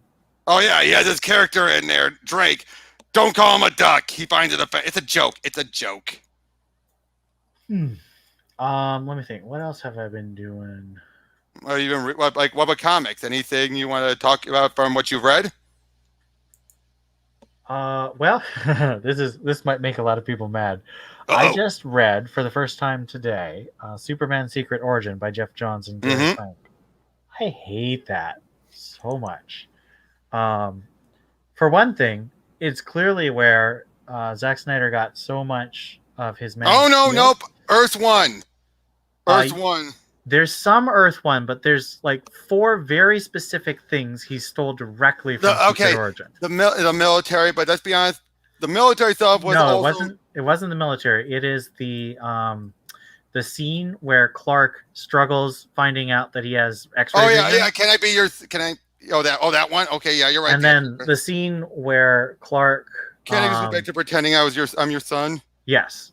Like that's clearly from Secret Origin as well. I love that, but I love that sequence. That was okay, but I hate Man of Steel, the movie. So, but you can't blame it because this came out before, before. I know, but it's giving me bad flashbacks. But that's not. You shouldn't blame the story for that. But the other thing is the way it introduces Lois. So my favorite Superman origin is Superman Birthright, and the way Birthright, I'm a Byrne Superman, origin guy. So I mean, I do like Man of Steel by Byrne. That's a really good thing. But Man of Steel by Byrne is more like the first 10 years of Superman. It's not just an origin.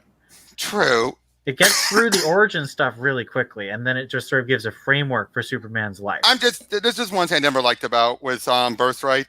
Having Lex never really come up with any of his tech. He took it from the Kryptonian stuff. I mean, that's fair. I did not like I that. mostly just love the way that it does. Pulling it by his bootstraps. Oh no, his stuff in Smallville, for example, I really loved. And don't get me started on that. Giving a hint of what would come from Mark Waid, that gun nut. I mean, looking at but Superman shooting now the gun. We know about Waid. It definitely Superman shooting the gun and then catching the bullet. That's not what Superman would ever do. Not like that. I still can read it and enjoy it, but I definitely see the way to come there. Just that one moment, though. Just that one moment. But my thing is that it builds to the beautiful moment where he sends the transmission back in time and says, "Oh yeah, I made it, Dad. I made it." That is so perfect to me. That is. Well, he didn't even realize he sent it. Yeah. That I will agree was great. Now you got to remember one thing about also with Secret Origins, it was also meant to tie into Return of Krypton. Yes, that's why he set up himself with Sam Lane and everything. But yeah, I really hate the way he wrote Lois. Her intro is just so clumsy, and it's been a while. I'm trying to remember what it was. It was she's introduced yelling. Yelling at Perry. Yeah.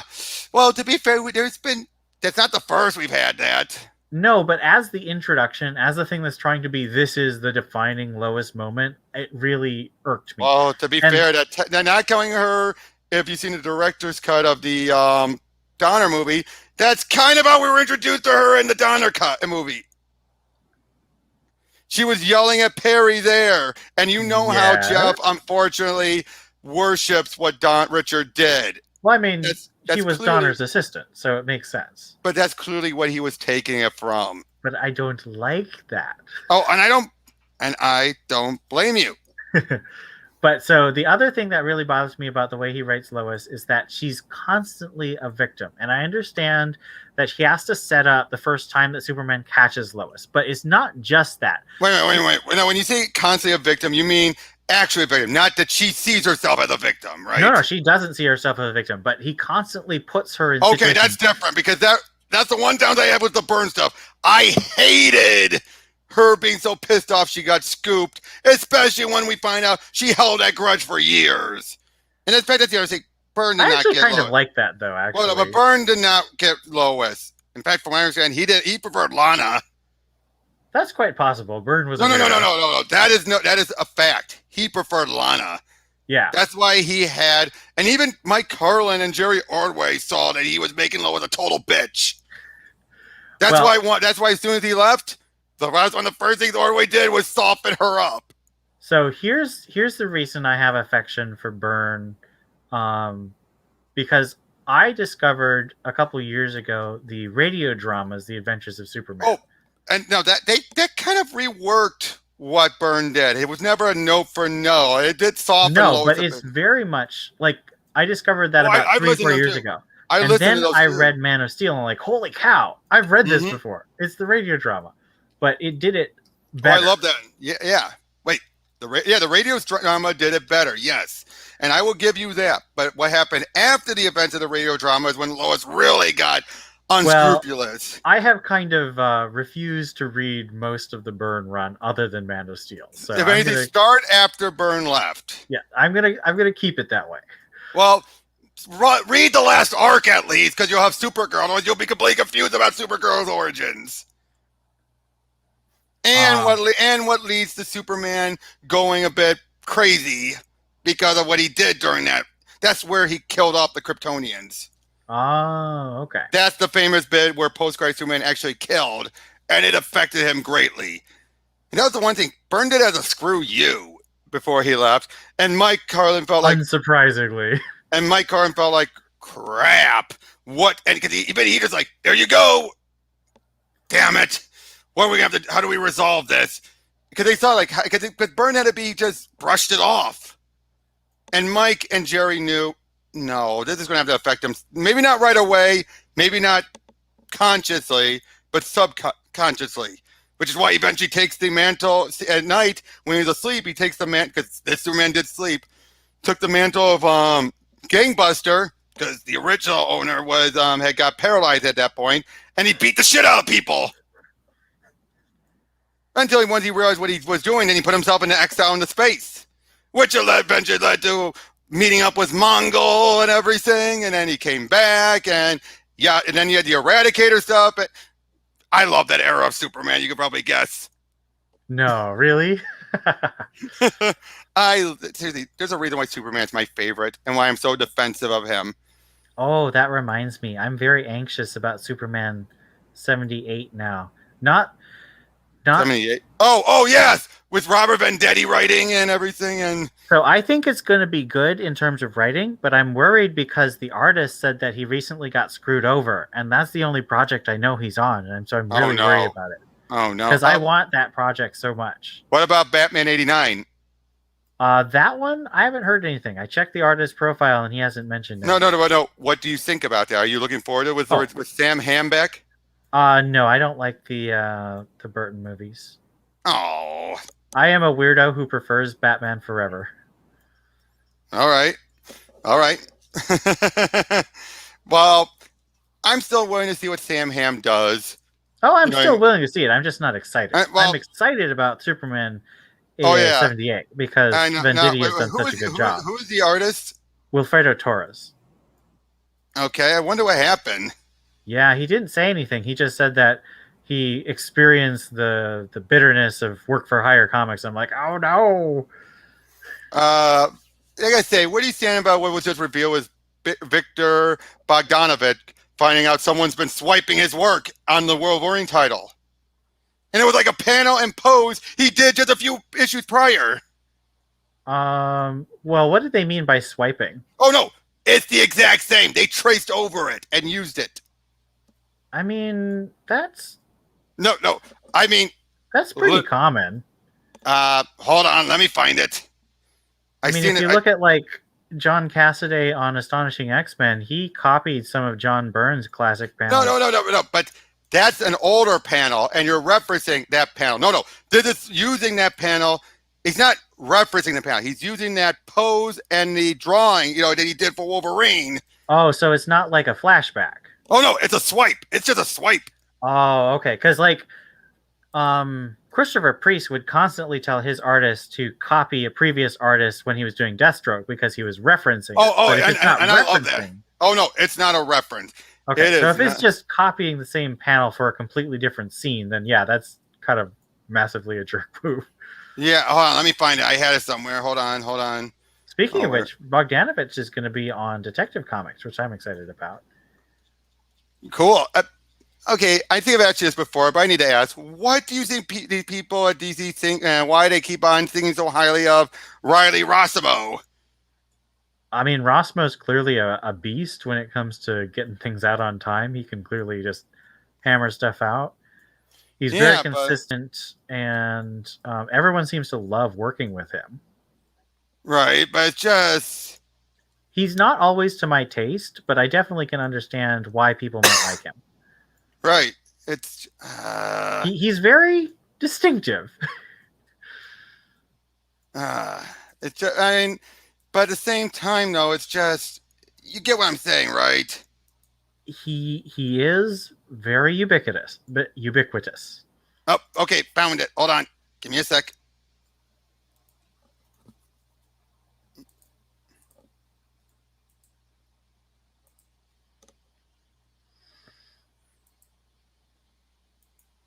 You're going to get the infinite screen again. Here's his original. And here's the other artist.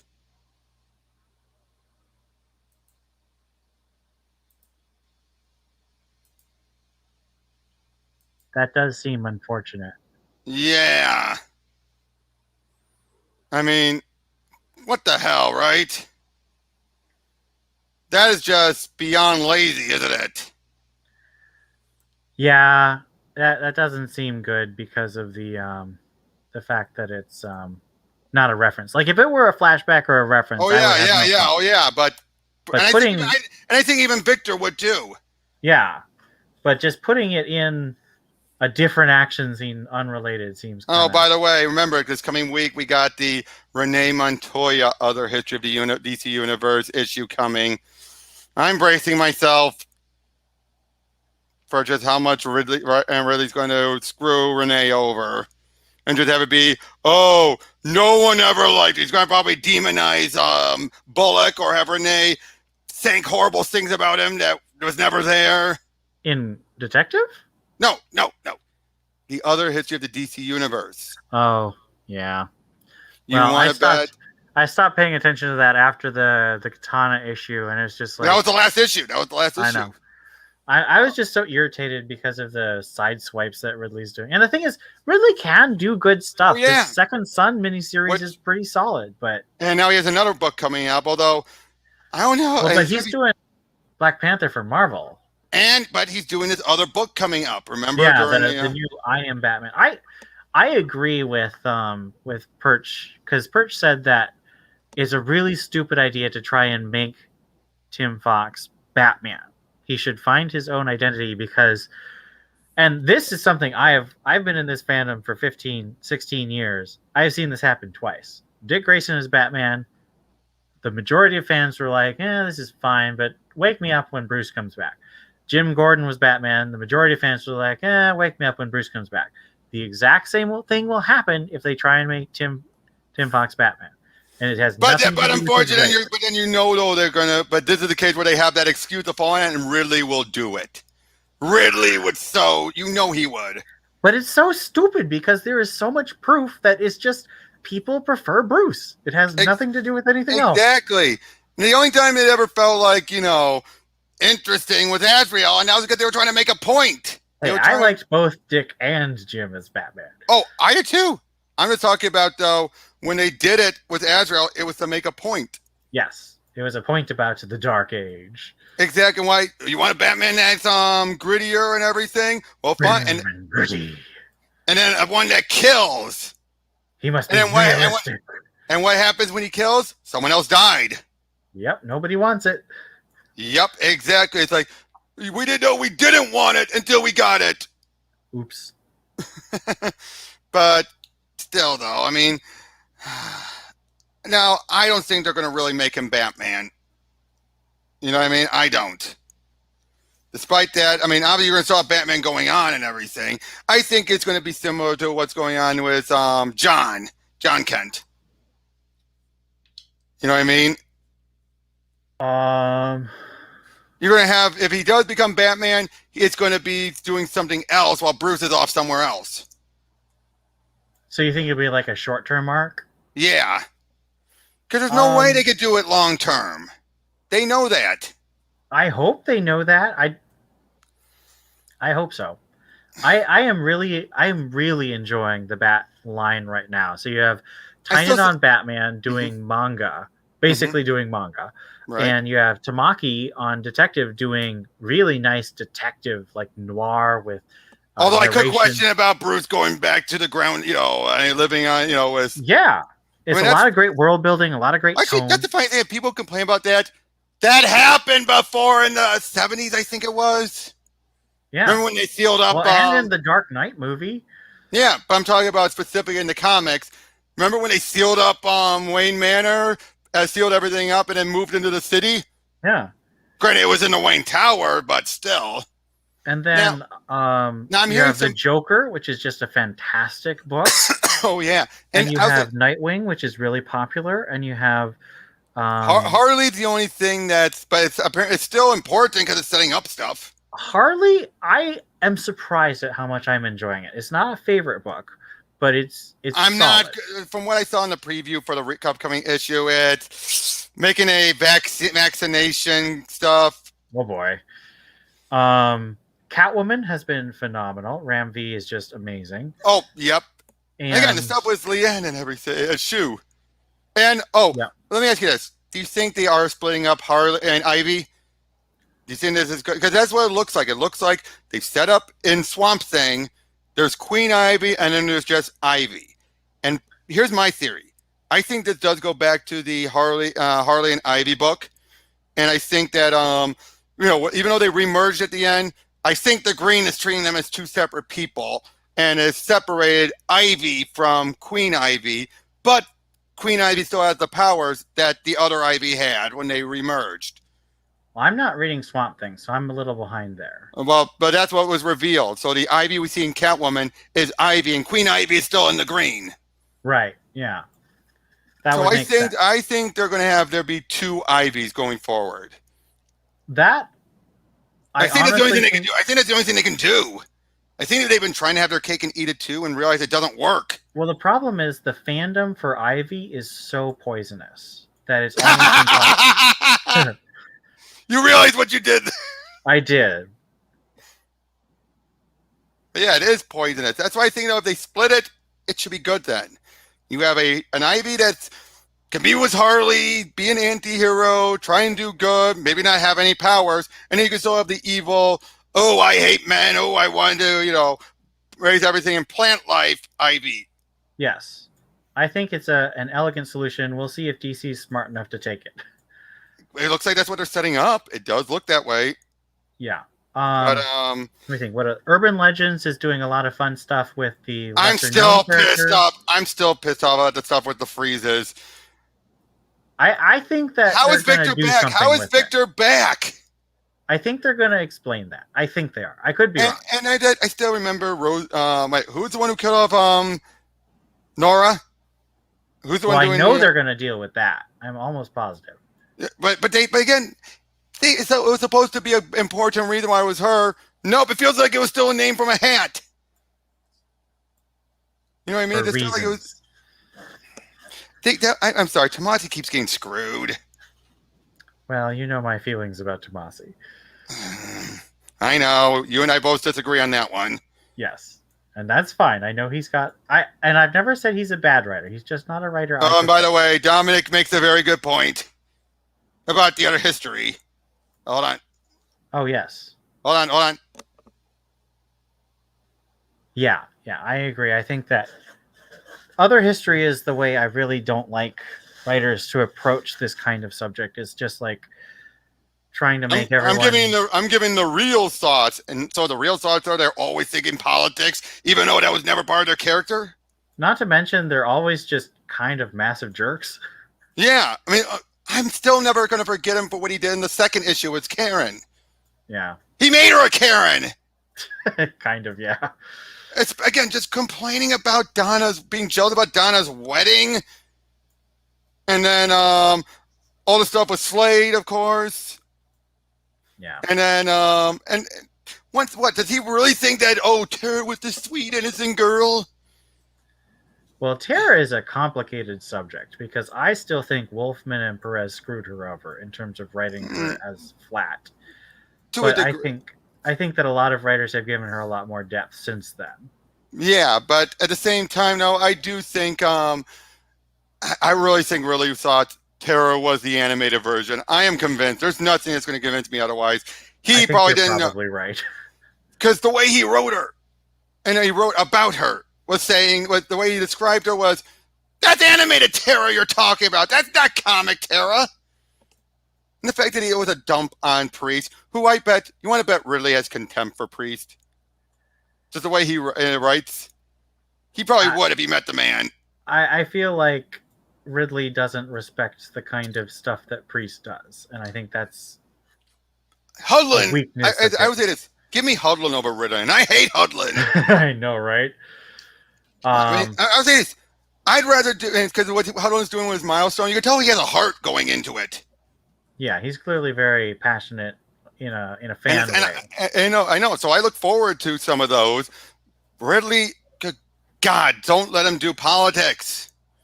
Because when he's not doing politics, he's fine. Yeah. Now, I've heard some people say that it seems to be more implied lately that Lucius is still suffering from the Joker toxin. Have you seen that? I hope they deal with that because the way he wrote Lucius, I'm liking Second Son, but Lucius, it feels... Now, when we mostly seen him in flashbacks. Yeah, but it just feels like... He's trying to go for the neglected father, it looks like. Right, but like... He's trying to make Lucius be like, I'm trying to make sure my family has the opportunities I never got. I'm like, show Lucius doing good stuff. Like, you're just showing Lucius doing bad. He's going for the cliche. He's going for the cliche. Yeah. Which is something that Lucius never really seemed to be portrayed as. Yeah. Ever. I don't think really ever. Okay, so do you know who Brandon Thomas is? Oh, yep, and the guy doing the Mr. Miracle thing coming up. Is he? I think. Let me check. I thought that was someone else.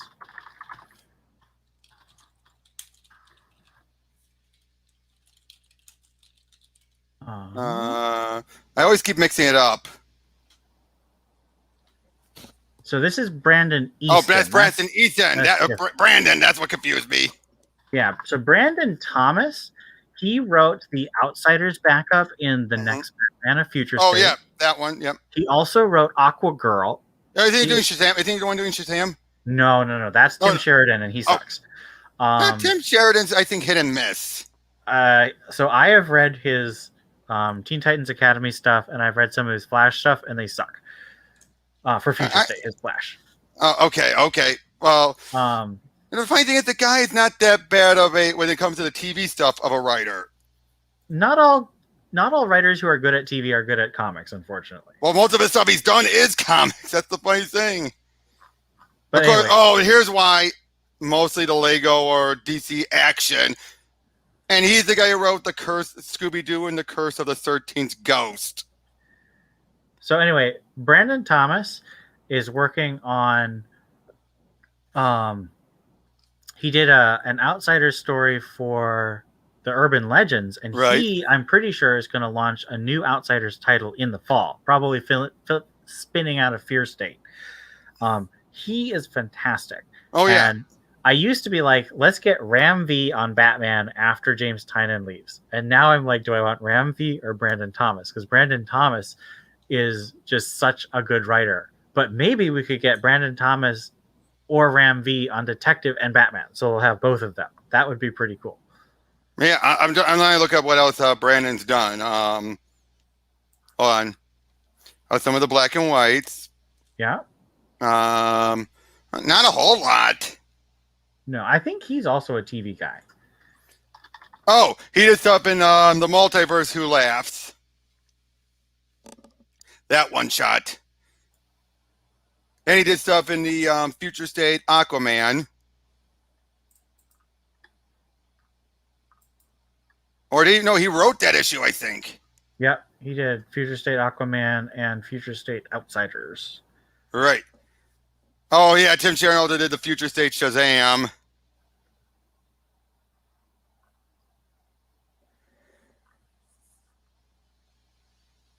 Oh, look, and according to this, the first comics I ever bought was Robin 2, The Joker's Wild number 3.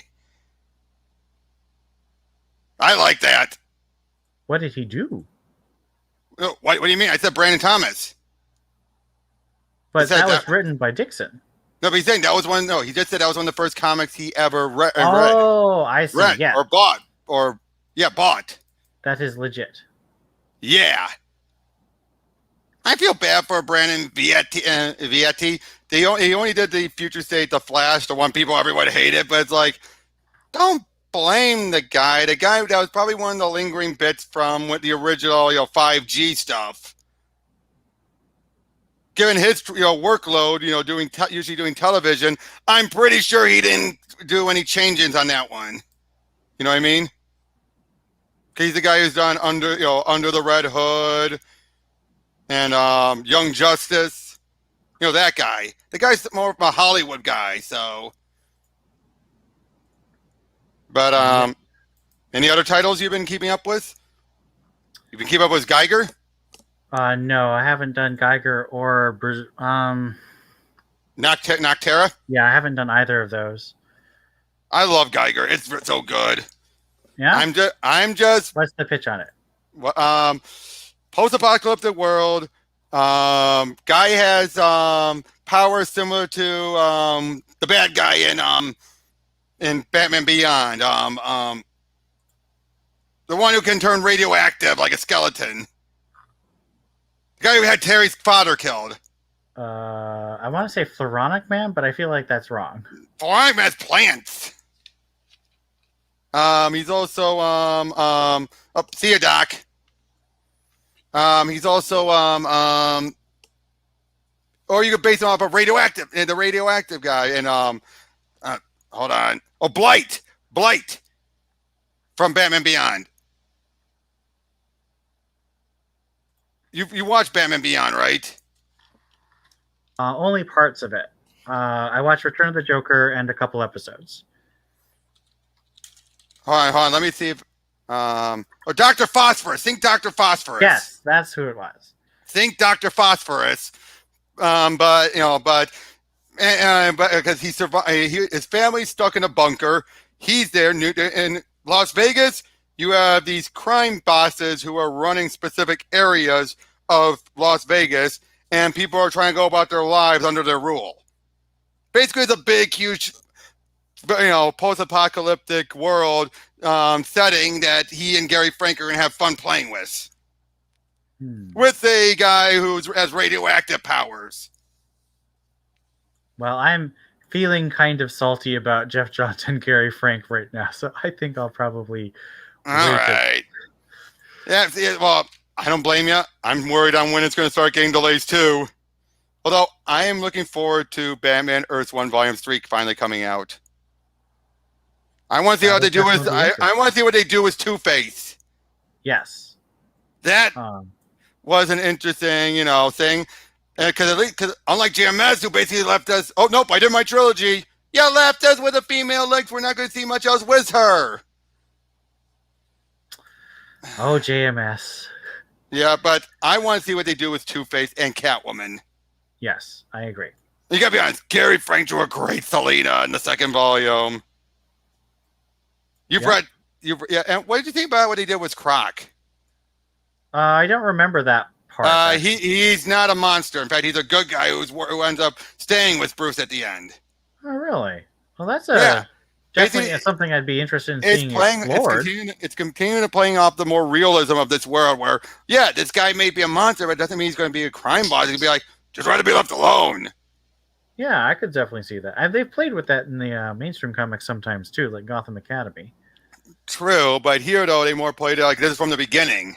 Oh yeah, I'm just saying that it's a sensible thing that people have done. So I Yep, and have I no love it. I interest love in at the very end.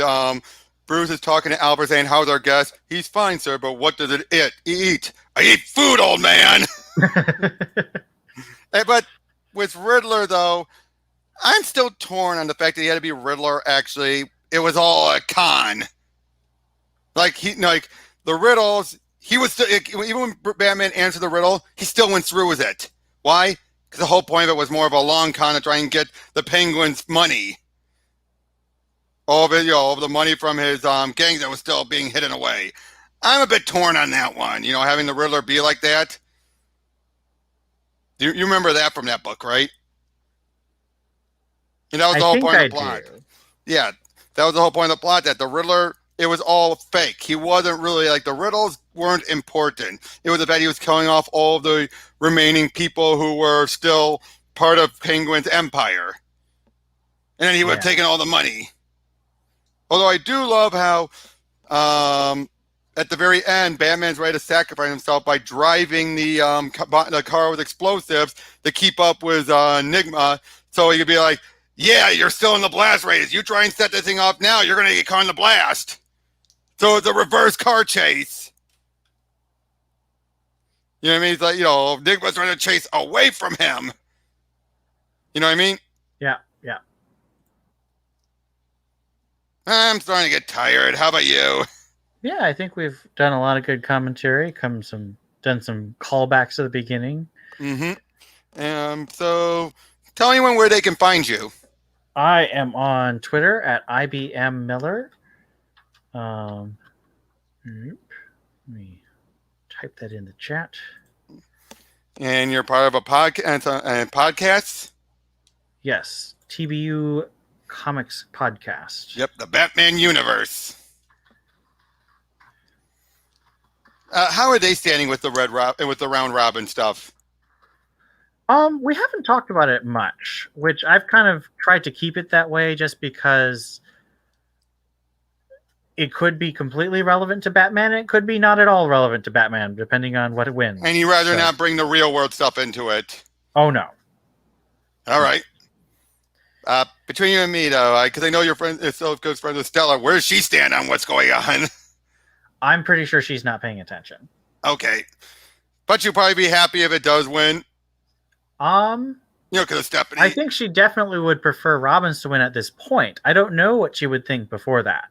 All right, just asking. Yep. So yeah, thank you for coming on, man, and thanks for having me. Yep, and we should do another one soon. All right. Yep. Catch you guys later.